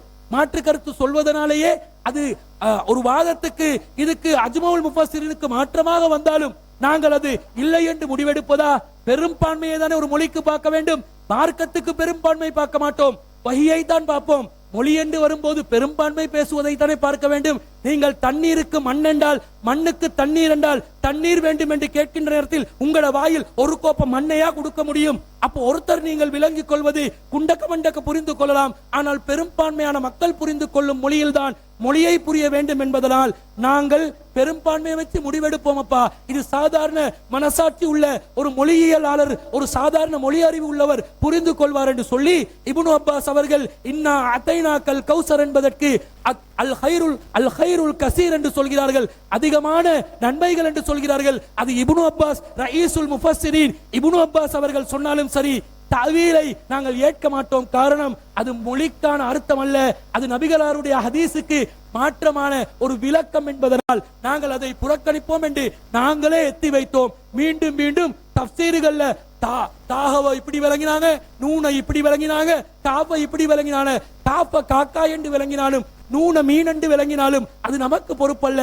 நமக்கு பொறுப்பு என்ன? மொழி ரீதியான விஷயத்துக்கு மொழியியலாளர்களை நாங்கள் அணுகுவோம். தஅவீல் என்று வரும் என்றால் ஏற்றுக்கொள்வோம், ஆதாரம் இருந்தால். இல்லாவிட்டால் கடாசி குப்பைக்கு தான் அது செல்லும் என்பதில் நமக்கும் மாற்று கருத்து இல்லை என்பதை நாங்கள் அவர்களுக்கு எத்தி வைத்தோம். அடுத்ததாக நாங்கள் முக்கியமான என்ன வாதம் வைத்தோம்? 618 அல்லாஹ் தாலா அல்லாவின் பெயர் சொல்லப்பட்டதை உண்ணுங்கள் என்று சொல்கிறான். அல்லாஹ்வுடைய பெயர் சொல்லப்பட்டதுதான் உண்ணணும் என்று வருகிறது. இந்த வசனத்தில் இஸ்முல்லாஹி அலைஹி என்று வருகிறது. அதற்கு சகோதரர் கபீர் அவர்கள் பிராணியின் மீது என்று எப்படி முடிவெடுத்தீர்கள் என்று கேட்டா, நபிகளாரின் நடைமுறையை பார்த்தோம் என்றோம். சில்மி அவர்கள் இதுக்கு அல்லாஹ் அல்லாதவர்களுடைய பேர்ல எதுல சொன்னாலும் சரி என்று வந்தால், காபீர்கள் தண்ணீர் தந்தாலும் குடிக்க முடியாது, ஏன் உங்களுடைய மனைவிமார்கள் பிஸ்மில்லாவை சொல்ல மறந்துவிட்டு பிஸ்மில்லாஹி அவ்வளி ஆகிரி சொல்லுவதற்கு முன்பதாக தேநீரை தந்தாலும் அது ஹராமாகி விடுமா என்று கேட்டதற்கு இல்லை இல்லை முரண்பட்டு பேச இல்ல, தபரி அப்படி சொன்னார், கபீர் இப்படி சொன்னார், ரெண்டும் ஒன்றுதான் என்று முரண்பாட்டில் உடன்பாட்டு கண்டீர்கள். இந்த வசனத்தில் இஸ்முல்லாஹி அலைஹி என்பதில் பிராணி என்று வந்ததா, அலல் பஹீமா என்று வந்ததா, அலல் அன்ஆம் என்று வந்ததா? வரவில்லை. எப்படி முடிவெடுத்தீர்கள்? நபிகளாருடைய நடைமுறையை பார்த்தோம். வமா உஹில்ல லிகைரில்லா என்பது, உஹில்ல இஹ்லால் என்பது அல்லாஹ் அல்லாதவர்களுக்காக இஹ்லால் செய்வது என்பது அறுத்து பலியிடுதல் தான் என்பதை நபிகளாருடைய காலத்தில் வாழ்ந்த மக்கத்து காபிர்களும் சரி, அதற்கு முன் சென்றவர்களும் சரி, அப்படிதான் அவர்கள் அதை அறுத்தல் என்ற கருத்தில் புரிந்து கொண்டார்கள் என்பதை நிறுவிவிட்டு, மொழி ரீதியாக நிறுவிவிட்டு நாங்கள் ஆதாரத்தை வைத்தோம். ஆனால் என்ன கேட்கிறார்கள்? உஹில்லவுக்கு வஹியில் நீங்கள் ஆதாரம் காட்ட வேண்டும். அதாவது இந்த உலகத்திலே இவர்களை போன்று மாமேதைகள் யாருமே இருந்திருக்க மாட்டார்கள். மொழி அர்த்தத்துக்கு, டிக்ஷனரி அர்த்தத்துக்கு அல்லாவிடத்திலே வஹியை கேட்டவர்கள் இவர்கள்தான். மொழி அர்த்தத்துக்கு வஹியை கேட்டு அல்லாஹ் குர்ஆனை மட்டும் நீ இறக்கியது போதாது, எங்களுக்கு ஒரு அகராதியையும் வஹி மூலமாக இறக்க வேண்டும் என்று சொன்ன இவர்களை பார்த்து நாங்கள் என்னவென்று சொல்வது? வஹியில் இந்த ஜிப்ரீல் அலைஹிஸ்ஸலாத்துக்கு ஜிப்ரீல் அலைஹிஸ்ஸலாம் வந்து தபரிக்கு வஹியில சொன்னாரா? நாங்க வஹியில சொன்னோம் என்று சொன்னோமா? மொழிக்கு வந்த அர்த்தம் ஜிப்ரீல் மூலமா தான் வரணும் என்று நாங்க சொன்னோமா? அவங்க நாங்க கேட்க வேண்டிய கேள்வி அவங்க சொல்றாங்க. அதாவது மொழிக்கு அர்த்தம் வஹியில் சொல்ல வேண்டும் என்று அவங்க சொன்னோன்னே நாங்க என்ன சொல்லணுமா? மொழிக்கு அர்த்தம் வஹியில் தான் வருமா? ஜிப்ரீல் அலைஹிஸ்ஸலாம் வந்து தான் மொழிக்கு அர்த்தம் நாங்க தான் கேட்டிக்கணும். அவங்க நம்ம கிட்ட கேட்டு ஒன் சைட் கோல் அடித்துக் கொண்டிருப்பதை பார்த்தோம். அதே போன்று நாங்கள் மிக பிரதானமான வாதமாக அவர்கள் ஒரு வாதத்தை வைத்தார்கள். 1656 அவர்கள் அறியாதவற்றுக்காக ஒரு விஷயத்தை படையல் செய்கிறார்கள். பார்த்தீர்களா யஜ்அலூன என்று வருகிறது, உஹிலக்கு இதுதான் விளக்கம் என்றார்கள். இந்த வசனத்திலே அல்லாஹ் அல்லாதவர்களுக்கு படைத்ததை ஹராமாக்கி இருக்கிறானா என்று கேட்டோம். அதற்கு பதிலில்லை. அப்ப அந்த வசனத்துக்கு ஜால என்ற வார்த்தையை வைத்து புரிந்து கொள்ளுங்கள் என்றால் வமா உஹில என்பது வமா ஜுஇல என்று புரிந்து கொள்வீர்களா என்று கேட்டோம். கடைசி வரைக்கும் அவர்கள் வாய் திறக்கவில்லை என்பதை நாங்கள் கூறிக்கொள்கிறோம். அதற்கு பிறகு 636 கால்நடைகளுக்கும் பயிர்களுக்கும் அவர்கள் படையல் செய்கிறார்கள் என்ற அதே வஜாலு என்ற வார்த்தையை வசனத்தை காட்டினார்கள். இந்த வசனத்தில் அல்லாதவர்களுடைய சாப்பாட்டை சாப்பிடக்கூட அல்லாதவர்களுக்கு படையல் செய்ததை சாப்பிடக்கூடாது என்று இருக்கிறதா என்று கேட்டோம். அவர்கள் தீர்ப்பளிப்பது சாமா யஹ்குமூன், அவர்கள் தீர்ப்பளிப்பதே கெட்டது, சேலைதான் அல்லாஹ் தடுக்கிறான், உணவை அல்லாஹ் தடுத்ததற்கு ஆதாரம் இல்லை என்றோம். அதற்கு அவர்கள் சமாளிப்பு சொல்லி இத அப்படி புரிங்க அத இப்படி புரிங்க என்று ஒரு ஜிக்ஸாக் ஜம்பிங் கேம் செய்தார்களே தவிர மார்க்க ரீதியாக அதற்கு தெளிவான ஆதாரத்தை காட்டவில்லை. அதற்கு பிறகு நாங்கள் அவர்கள் ஒரு வாதத்தை வைத்தார்கள். 7:157 அல்லாஹ்வின் தூதர் ஹலாலானதை நல்லதை ஹலாலாக்குவார், ஹபீஸானதை ஹராமாக்குவார். ஹபீஸானதை ஹராமாக்குவார் என்றா அல்லாஹ்வின் தூதர் ஹராமாக்கிட்டு போயிட்டாங்களே. அல்லாஹ்வின் தூதர்ட்ட காலத்துல படையல் செஞ்சதெல்லாம் ஹபீஸ் என்று சொல்லி அல்லாஹ்வின் தூதர் ஹராமாக்கின ஆதாரத்தை காட்டுங்க என்று கேட்டா இல்ல, அதை நாங்க சிந்தித்து புரிவோம்.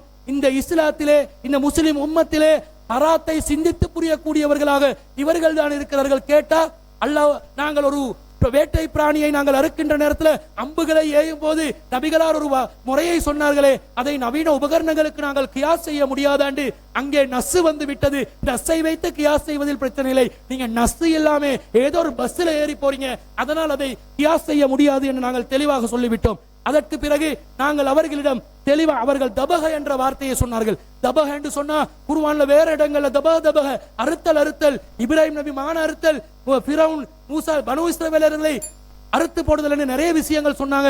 இந்த தபல உஹில ஏன் வரவில்லை என்று கேட்டார்கள். அது அல்லாஹ்வின் விருப்பம், அல்லாஹ் விரும்பிய விதத்தில் அதை சொல்வான் என்று சொன்னோம். அது மாத்திரம் அல்லாமல் அவர்களிடம் நாங்கள் மிக முக்கியமான ஒரு வாதத்தை முன்வைத்திருந்தோம். என்ன வாதத்தை முன்வைத்திருந்தோம்? அல்லாஹ் தஆலா சாயிபாவையும் வசீலாவையும் ஆமையும் அல்லாஹ் தஆலா தடை செய்கிறார். அல்லாஹ் அல்லாதவர்களுக்காக அவர்கள் படையல் செய்கிறார்கள். மக்கத்து காபிர்கள் படையல் செய்கிறார்கள். இந்த படையல் செய்ததை அவர்கள் செய்தது அல்லாஹ்வின் மீது இட்டுக்கட்டி சொன்னது என்று அல்லாஹ் தஆலா சொல்கிறான். படையல் செய்தது ஹராம், ஆனா அந்த சாயிபாவை பயன்படுத்தக்கூடாது, ஒட்டகத்தை பயன்படுத்தக்கூடாது, பால் கறக்க கூடாது, அது மேல போகக்கூடாது என்று சொல்லி இவர்களாக ஜாஹிலியா கால மக்கள் இட்டு கட்டினார்களே. அம்ர் இப்னு ஆமிர் அவர்கள் இதை செய்ததனால் நரகத்துக்கு சென்றார்களே, அப்படி நீங்களும் நரகம் செல்ல போகிறீர்களா என்று கேட்டா அது இதுக்கு பொருந்தாது. இந்த விஷயத்தை அங்க சொல்லிட்டான் என்று திரும்ப ஜம்பிங் இந்த ப்ரூஸ் செய்தார்களே தவிர வாதத்துக்கு பதில் வைக்கவில்லை. அல்லாஹ் சொல்கிறான், அவர்கள் ஒட்டகங்களை அல்லாஹ்வுக்காக வேண்டி படையல் செய்கிறார்கள். அதை அல்லாஹ் தடுக்க மாட்டான். ஏன் அதை அல்லாஹ் தடுத்து விட்டான்? ஏனென்றால் ஏற்கனவே படையல் என்பது தடையாகிவிட்டது.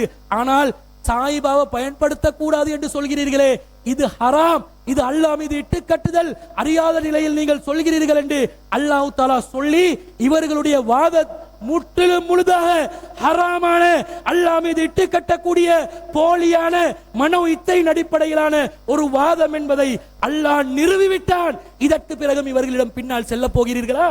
அது மாத்திரமல்ல அன்பிற்குரியவர்களே, நிர்பந்தம் ஏற்பட்டு விட்டது. காப்பீட்டு கடையில சன்லைட் எடுக்காதே, ராணி சோப்பும் எடுக்காதே, எங்கரும் எடுக்காதே, ரத்தியம் எடுக்காதே, நீ நிர்பந்திக்கப்பட்டாய். அடை கொமெண்ட் அடிப்பவர்களே, நீ பிறந்ததே நிர்பந்தத்துல தான் என்று நம்முடைய பாசத்துக்குரிய சகோதரர்கள் கொமெண்ட் அடிப்பவங்க கண்டதை மடிப்பார்கள். கொமெண்ட்டுக்காக வேண்டி தன்னை அஸ்ஸலாமு அலைக்கும் வரஹ்மத்துல்லாஹி வபரகாத்துஹு. அன்புக்குரிய இஸ்லாமிய சகோதரர்களே, எதிர்த்தரப்பினரை பொறுத்த வரைக்கும் அவன் இதுவரைக்கும் நடந்த விவாதங்களை பார்க்கிற பொழுது அவர்கள் அல்லாஹ் மீது இட்டுக்கட்டித்தான் அவர்களுடைய அத்தனை ஆதாரங்களையும் மக்கள் மத்தியிலே பதிவு செய்தார்கள் தவிர ஒரு வாதத்தை கூட குர்ஆன் ஹதீஸில் நிரூபிக்கவில்லை என்பது இந்த விவாதத்துக்கு கிடைத்த மிகப்பெரிய வெற்றி. அதுக்கான ஆதாரமாக நீங்கள் பார்த்தீங்கன்னா நபிகள் நாயகம் காலத்தில் உஹில் என்ற வார்த்தை சத்தமிடுதல் என்ற அர்த்தத்தில் தான் இருந்திருக்கிறது. அந்த வகையில் சப்தமிடுறது புகாரில் தெளிவாக வருகிறது. மொழி வல்லுநர் அத்தனை பேர் சப்தமிடப்பட்ட அர்த்தம் சொல்லியிருக்கிறார்கள், தெளிவாக நஸ்ஸாக வருகிறது. ஆனால் நீங்கள் சொல்லுகிற எல்லாமே தப்சீர் நூல்களில் சொல்லப்பட்ட செய்தி. அந்த தப்சீர் நூல்களில் சொல்லப்பட்ட செய்தியெல்லாம் இப்னு அப்பாஸ் மையப்படி சொல்லப்பட்ட செய்தி, அது கருத்தாக சொல்லியிருக்கிறாரு. ஆனால் இப்னு அப்பாஸ் சொல்லப்பட்ட செய்தி கூட அது ஆதாரம் இல்லை, அது பலவீனமானது. அதை நாங்கள் இத்தனை அமர்வுகளை கேட்டோம், இந்த தாரம் சொன்னார், தந்தார்களா, அனுப்பினார்களா?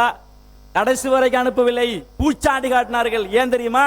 மக்களை மடமத்தனத்தை காட்டுவதற்காக வேண்டி இப்னு அப்பாஸுடைய செய்தியை வச்சு தான் ஒட்டுமொத்த வாதம் இருந்தது, ஆனால் காட்டவில்லை. விளங்குது உங்களுக்கு?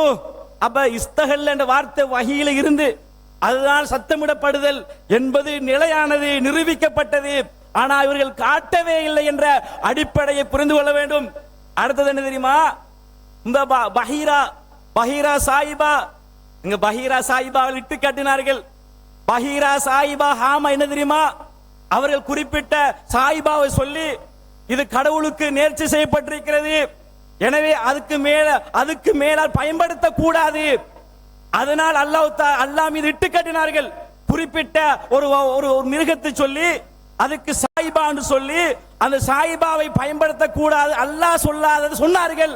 அதுதான் அல்லாஹ் சொன்னா இட்டு கட்டினான். நரகவாதியை சொன்னார்கள். எதுக்கு தெரியும்? நரகவாதி அம்ர் இப்னு லுஹை நேர்ச்சை வைத்தார், இன்னொரு கடவுளுக்கா நேர்ச்சை வைத்ததனால தான் நரகம் போனார். தப்பாக விளக்கம் சொன்னார், இட்டு கட்டினார்கள். இது புகாரியில 3521 வழக்கமாக வாசித்து பாருங்கள், அது மொழிபெயர்ப்பு வாசிங்கள். எதற்கு நரகம் போனா தெளிவா இருக்கிறது. இட்டு கட்டுகிற வேலையை முழுக்க செய்தார்கள். அது மாத்திரம் கிடையாது, தபரியில ஒரு செய்தியை நான் சொன்னதற்கு குர்ஆன்ல வருகிற செய்தி அது என்ன அர்த்தம் தெரியுமா?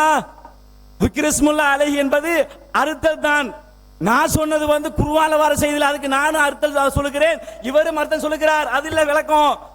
நான் தபரியில வருகிற செய்திக்கு தான் ஒட்டுமொத்த செய்தியை குறிக்கும் என்ற செய்தியை விளங்காம புரியாம மடமாத்தினாரு. அதிலும் என் மீது இட்டு கட்டினார், ஹதீஸ் இட்டு கட்டினார், குர்ஆன் இட்டு கட்டினார். ஒட்டுமொத்த விவாதமே இட்டு கட்டித்தான் இந்த வாதத்தை நிலைநாட்டினார்கள் என்பதை மக்கள் புரிந்து கொள்ள வேண்டும். வஹீலின் ஆதாரம் காட்டினார்களா? ஒரு வசனத்தை காட்டினார்களா? அப்ப இப்னு அப்பாஸ் கொண்டு முடிஞ்சு அது காட்டைகளை பூச்சாண்டி போறாங்க. அஸ்ஸலாமு அலைக்கும் வரஹ்மத்துல்லாஹி வபரகாத்துஹு. கண்ணியத்திற்கும் மகத்துவத்திற்கும் உரிய எல்லாம் வல்ல அல்லாஹ் ஜல்ல ஷானஹு தஆலாவின் நல்லடியார்களே, 2 நாட்களாக நடைபெற்ற இந்த பூஜை செய்யப்பட்டவைகள் ஹலாலா ஹராமா என்கிற விவாதத்தில் ஒரு 100% திருப்தியோடு நாங்கள் என்ன செய்ய முடியும்? இந்த இடத்திலிருந்து கலைந்து செல்ல முடியும். அப்படித்தானே? ஒத்துக்கொள்றேன். வந்த மக்கள் ரொம்ப தெளிவாக இருக்கிறாங்க.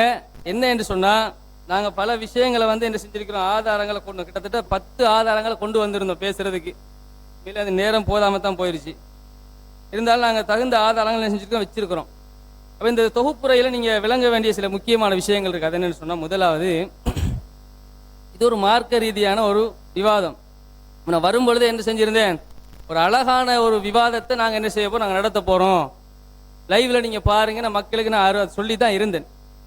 ஆனால் அழகான ஒரு விவாதத்தை நடத்தணுங்கிறதுக்காக வேண்டிய இவர் அப்துல் ராசிக்கு தான் தொடங்கினார். தொடங்கும் பொழுதே ப்ரெஷர் ஏறி வேர்த்து கொட்டி கையெல்லாம் நடுங்கக்கூடிய அளவுக்கு தான் பேசினார். ஆரம்ப உரையை, ஒரு அறிமுக உரை எப்படி செய்யணும்ன்ற அந்த ஒரு அறிவு கூட அவருக்கு இல்லை. அப்போ அதுக்கு பிறகு நாங்கள் என்ன செய்யலை, நாங்கள் கணக்காக தான் நாங்கள் பேசினோம், கணக்கான முறையில் நாங்கள் எங்களோட வாதங்கள் நாங்கள் எடுத்து சொன்னோம், அல்ஹம்துலில்லாஹ். ஆனால் அவங்க தொடர்ந்து என்ன செஞ்சாங்கன்னு சொன்னால் வரம்பு மீறிக்கிட்டே இருந்தாங்க.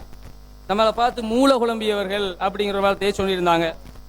அதே மாதிரி ரூஹுல் ரஸ்மி மடத்தனம்ங்கிற வார்த்தையை பயன்படுத்தினார். இவர் அடிப்படைவாதம்ங்கிற விஷயத்தை சொன்னார். இப்படி நமக்கு எதிராக இந்த விஷயத்தை இந்த விவாதத்தினுடைய ஒப்பந்தத்தில் என்ன சொல்லப்பட்டிருக்கீங்கன்னா, வரம்பு மீறி பேசக்கூடாது, தனிநபர்களை தாக்கக்கூடாது, அநாகரிகமாக நடக்கக்கூடாது. அப்போ அப்துல் ராசி கூட அந்த விவாத ஒப்பந்தத்தோடு என்ன சொல்லுவார், நம்ம அழகா பேசிக்குவோம் அப்படின்னு சொன்னதை கூட அவங்களே மறந்து பேசினாங்க. அடுத்தது என்னன்னு சொன்னால், 6 ஆதாரங்கள் நாங்கள் முன் வச்சோம். அல்லாஹ்வுக்கு எல்லா புகழும். முதலாவது என்ன முன் வச்சோம்னு சொன்னால், முதலாவது என்ன முன் வச்சோம் அப்படின்னு சொன்னா வமா உஹில்ல பிஹி லிகைரில்லா, அல்லாஹ் அல்லாதவர்களுக்காக என்று வருது. இப்ப அல்லாஹ் அல்லாதவர்களுக்காகங்கிற உரித்தாக்குறது, ஒரு பொருளை கொண்டு வந்து உரித்தாக்குறது. லீ என்பது உரியதுங்கிற அர்த்தம். அந்த மாதிரி உரித்தாக்குவாங்க என்று சொல்லி அல்லாஹ்வே குர்ஆன்ல சொல்றான். எப்படி சொல்றான்? வயஜஅலூன லிமா லா யஅலமூன நஸீபன் வயஜஅலூன லிமா லா யஅலமூன நஸீபன் மிம்மா தரா மினல் ஹர்ஸி வல் அன்ஆமி. அல்லாஹ் தஆலா என்ன சொல்றான்னு சொன்னா, அவர்களுடைய கால்நடைகள்ல இருந்தும் பிராணிகள்ல இருந்தும் என்ன செய்வாங்க? அல்லாஹ் அல்லாத தெய்வத்துக்காக வேண்டி அர்ப்பணிப்பாங்க, படைப்பாங்கன்னு அல்லாஹ் சொல்றான். அப்ப அல்லாஹ் அல்லாதவர்களுக்காக வேண்டி மாமிசத்தை மட்டும் என்ன செய்யலாம்? உரித்தாக்குறது இல்ல. அப்படி நம்ம தெளிவுபடுத்தி இருக்கிறோம். அதை என்ன செய்யறாங்க? அந்த அந்த குர்ஆனுடைய வசனத்தை குர்ஆனுடைய வசனத்திலிருந்து நம்ம என்ன செஞ்சோம்? எடுத்து தெளிவுபடுத்தினோம். உதாரணமா சொல்றதாக இருந்தா அல்லாஹ் தஆலா என்ன செய்கிறான்? குர்ஆனுக்கு குர்ஆன்ல இருந்து என்ன செய்ய முடியும்? நாங்க விளக்கம் சொல்ல முடியும்னு சொல்றான். இந்த குர்ஆன் நாங்க எப்படி நாங்க இறக்கி அருளி இருக்கிறோம் என்று சொன்னால், ஒரு வசனத்தை இன்னும் ஒரு வசனத்திற்கு விளக்கமாக நாங்க என்ன செஞ்சிருக்கிறோம்? நாங்க இறக்கி அருளி இருக்கிறோம் அப்படின்னு அல்லாஹ் தஆலா சொல்றான். அப்ப அந்த ஆதாரத்தை நாங்க என்ன செஞ்சிருந்தோம்? மக்களுக்கு அழகான முறையில் எடுத்து வச்சிருந்தோம்.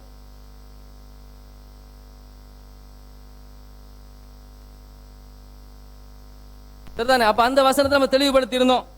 அடுத்த விஷயம் அப்படி என்னன்னு சொன்னா, இப்ராஹிம் அலைஹிஸ்ஸலாம் அவர்கள் என்ன சொல்றாங்க?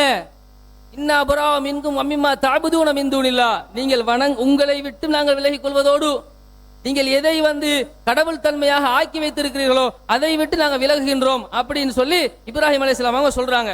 அதுக்கு என்ன விளக்கம் அப்படின்னு கேட்டா, ஒரு வாழைப்பழத்தை பூஜை செஞ்சுட்டா, ஒரு தேங்காயை பூஜை செஞ்சுட்டா அதை எப்படி பார்ப்பாங்க? அதையும் ஒரு கடவுளா தான் பார்ப்பாங்க. தேங்காய் அவர்களே, வாழைப்பழம் அவர்களே என்று என்ன செய்யறது இல்ல, அதுக்கு போய் வணங்குறது இல்ல. அந்த நம்பிக்கை, தேங்காய் எங்களை காப்பாத்தும், அல்லாஹ் எங்களை காப்பாத்து நம்புற மாதிரி, அல்லாஹ் என்னுடைய தொழிலை எனக்கு நிறைவேற்றி தருவான் அப்படின்னு அல்லாஹ்வின் மேல தவக்குல் வைக்கிற மாதிரி. அப்ப தவக்குல் என்பது ஒரு வணக்கம், அது தேங்காயில வைக்கப்படுகிறது. அதே மாதிரி தக்வா என்பது ஒரு வணக்கம், அது அந்த தேங்காயில வைக்கப்படுகிறது, படையலில் வைக்கப்படுகிறது. அல்லாஹ்வை குஷுவுடனும் குதுவுடனும் பணிவுடனும் இறையச்சத்துடனும் அல்லாஹ்வின் மீது வைக்க வேண்டிய அந்த நம்பிக்கைகள் எங்க வைக்கிறாங்க? இதுல கொண்டு வைக்கிறாங்க. இஸ்திகாமத், அல்லாஹ் எங்களை எந்த நிலையிலும் காப்பாற்றுவானுங்கிற உறுதியான நம்பிக்கையை அல்லாஹ்ல வைக்கணும். இந்த நம்பிக்கைகள் தான் வணக்கம். எதிர்த்தரப்புக்கு வணக்கம் என்று சொன்னா என்ன நினைச்சுக்கிட்டாங்க? கும்புறது, குந்துறது, குனிகிறது, தோப்புக்காரன் நினைச்சிட்டு இருக்கிறாங்க. மார்க்கம் விளங்கல இன்னும். அது அழகான முறையில் தெளிவுபடுத்தினோம். அடுத்து என்ன சொன்னா, அடுத்த ஆதாரத்தை முன் வச்சோம். நீங்க நஜீஸான விஷயங்கள் என்ன செஞ்சு கொள்ளுங்க? விலகி கொள்ளுங்க. இஜ்தனிபுர் ரிஜ்ஸ மினல் அவ்சான், விக்கிரகங்களில் இருந்து ஒரு நஜீஸ், ஒரு அசுத்தம் என்ன செய்கிறது? அது அசுத்தம் நல்லா சொல்லல, அதிலிருந்து அசுத்தம் வெளியேறுது நல்லா சொல்றான். அப்ப ஒரு பொருளை கொண்டு நீங்க அதுக்கு பூஜை செஞ்சிட்டீங்கன்னு சொன்னா அது அசுத்தமா போயிருது. அந்த நம்பிக்கை என்ன செய்யுது? அந்த விக்கிரகத்தின் மேல் நம்ம ஒரு நம்பிக்கையை வச்சு அந்த பொருளை கொண்டு அதுக்கு நாங்க பூஜை செய்யற நேரத்துல அதை அசுத்தமாக்கி விடுகிறது. அல்லாவே அதை அசுத்தம் என்று சொன்ன பிறகு அசுத்தத்தை நமக்கு மார்க்கத்தில் ஹலால் ஆக்கி இருக்கிறாங்களா? அல்லாஹ்வுடைய தூதர் ஸல்லல்லாஹு அலைஹி வஸல்லம் அவர்கள் என்ன செய்வாங்க? யுஹில்லு லஹுமுத் தய்யிபாத்தி வ யுஹர்ரிமு அலைஹிமுல் ஹபாயித், பரிசுத்தமானதை மாத்திரம் தான் நமக்கு ஹலால் ஆக்குவாங்க, அசுத்தமானவைகளை ஹராமாக்கிடுவாங்க பச்சையாக அல்லாஹ் சொல்லியிருக்கிறான். பூஜை செய்யப்பட்டது அசுத்தம் என்று நம்ம நிரூபிச்சோம். அதே மாதிரி அல்லாஹ் தஆலா என்ன செய்யறான்னு சொன்னா, சந்தேகமான விஷயங்களை நீங்க விலகிக் கொள்ளுங்க ரசூலுல்லாஹ் சொன்னாங்க. 4வது முன் வச்சோம். அமன் வகா ஃபி ஷுபஹாத்தி, சந்தேகமான விடயங்கள் யார் விழுந்து விடுகிறானோ, வகா ஃபில் ஹராம், அவன் ஹராத்திலேயே விழுந்து விடுகிறான் சொல்லி அழகான ஆதாரத்தை எடுத்து வச்சாரு. அப்ப உங்களுக்கு பூஜை படையல் சாப்பிடலாமா? அல்லாஹ் தஆலா இதை என்ன சொல்றான்? இது ஹராம்னு நேரடியா சொல்லல தானே. அப்படி நீங்க சந்தேகப்படுறீங்களா? சந்தேகப்படுறீங்கன்னு சொன்னால என்ன செய்யக்கூடாது? சாப்பிடக்கூடாது, ஹராத்துல விழுந்துடுவீங்கன்னு ஹதீஸ் இருக்குது. அது அழகா எடுத்து வச்சாரு. அடுத்து என்ன செஞ்சோம்? 5வது ஆதாரம், மூசா அலைஹிஸ்ஸலாம் அவர்கள் ஒரு தங்கத்தை, பெருமதியான ஒரு பொருளை அல்லாஹ் தஆலா ஹலால் ஆக்கியதை என்னது?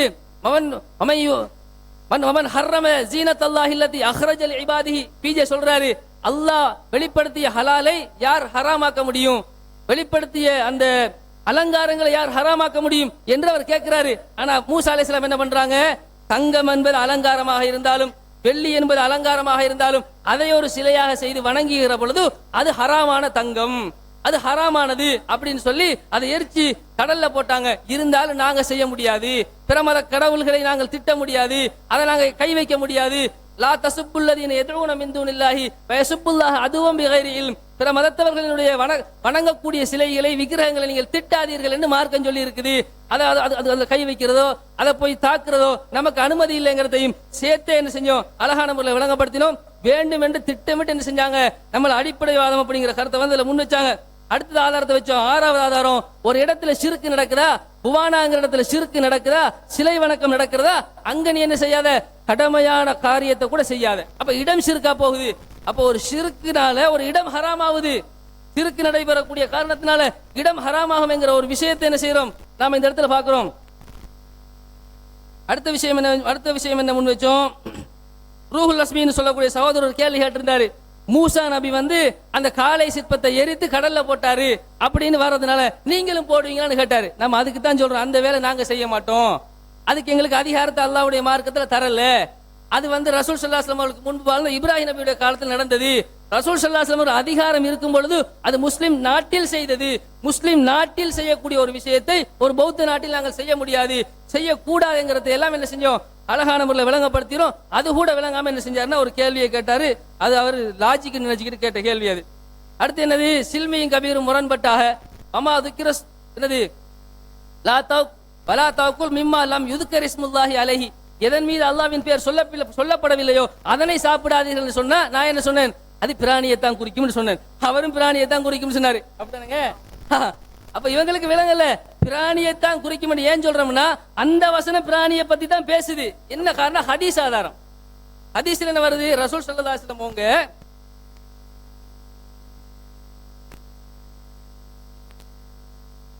ரசூல் ஸல்லல்லாஹு அலைஹி வஸல்லம் என்ன செஞ்சிருக்காங்க, எந்த ஒரு பேரிச்சம்பழத்தையோ ஒரு வேற ஏதாவது ஒரு ரொட்டியையோ வாங்குற நேரத்துல அதுல வந்து அல்லாஹ்வுடைய பேர் சொல்லித்தான் சாப்பிடணும், பேர் சொல்லாத ரொட்டியா சாப்பிடாதீங்க, பேர் சொல்லாத பேரிச்சம்பழமா சாப்பிடாதீங்க அப்படி சொல்லல.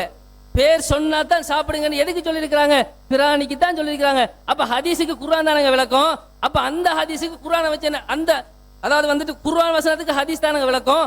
அந்த குர்ஆன் வசனத்துக்கு அல்லாஹ்வுடைய பேர் சொல்லாததை சாப்பிடாதீர்கள் என்கிற குர்ஆன் வசனத்துக்கு ஹதீஸ்ல விளக்கம் இருக்கிறது. அப்ப ஹதீஸை வச்சு நாங்க என்ன செஞ்சோம், அழகா விளங்கப்படுத்தினோம். அது அவங்களுக்கு தபரில வார செய்தி என்னது, அது வந்து எல்லா பிற மத கடவுள்களுக்கு படைக்கிறத பத்தி என்ன செய்யறாரு அவர், அந்த இடத்துல அவர் அதை பேசுறாரு. அடுத்த விஷயம் என்னன்னு சொன்னா,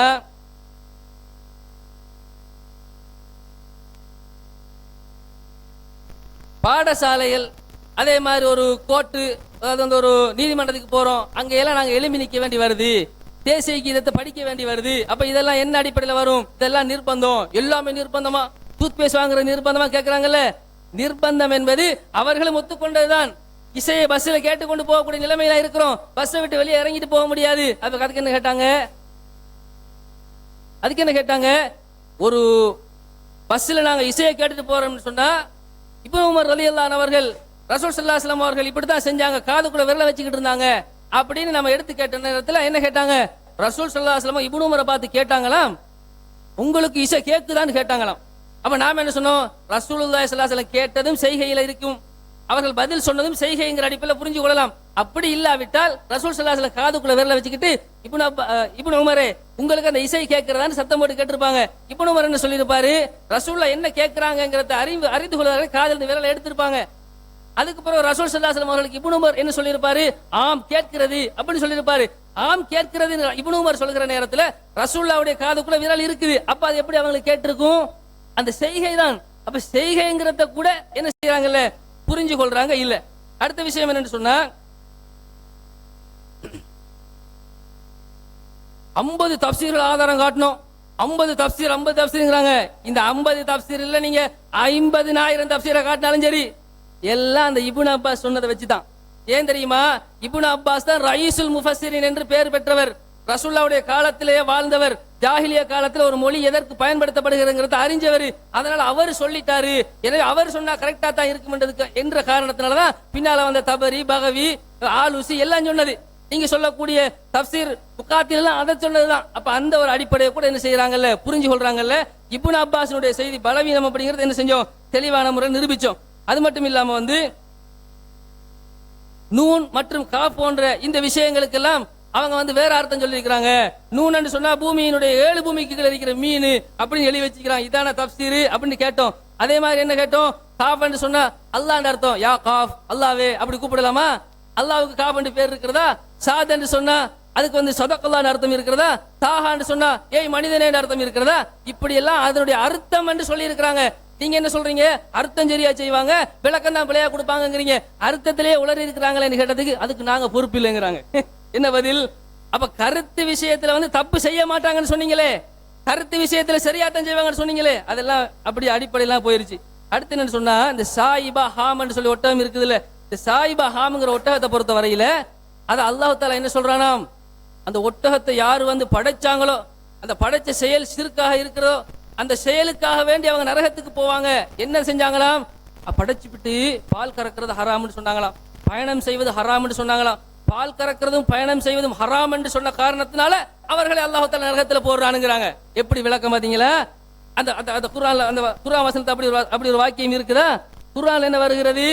மா ஜஅலல்லாஹு மின் பஹீரத்தின் வலா சாயிபத்தின் வலா வசீலத்தின் வலா ஹாமின். அல்லாஹ் தஆலா பஹீராவையோ சாயிபாவையோ வசீலாவையோ ஹாமையோ அல்லாஹ் தஆலா ஏற்படுத்தவில்லை. வலாக்கின்னல்லதீன கஃபரு யஃப்தரு அலல்லாஹில் கதிப்.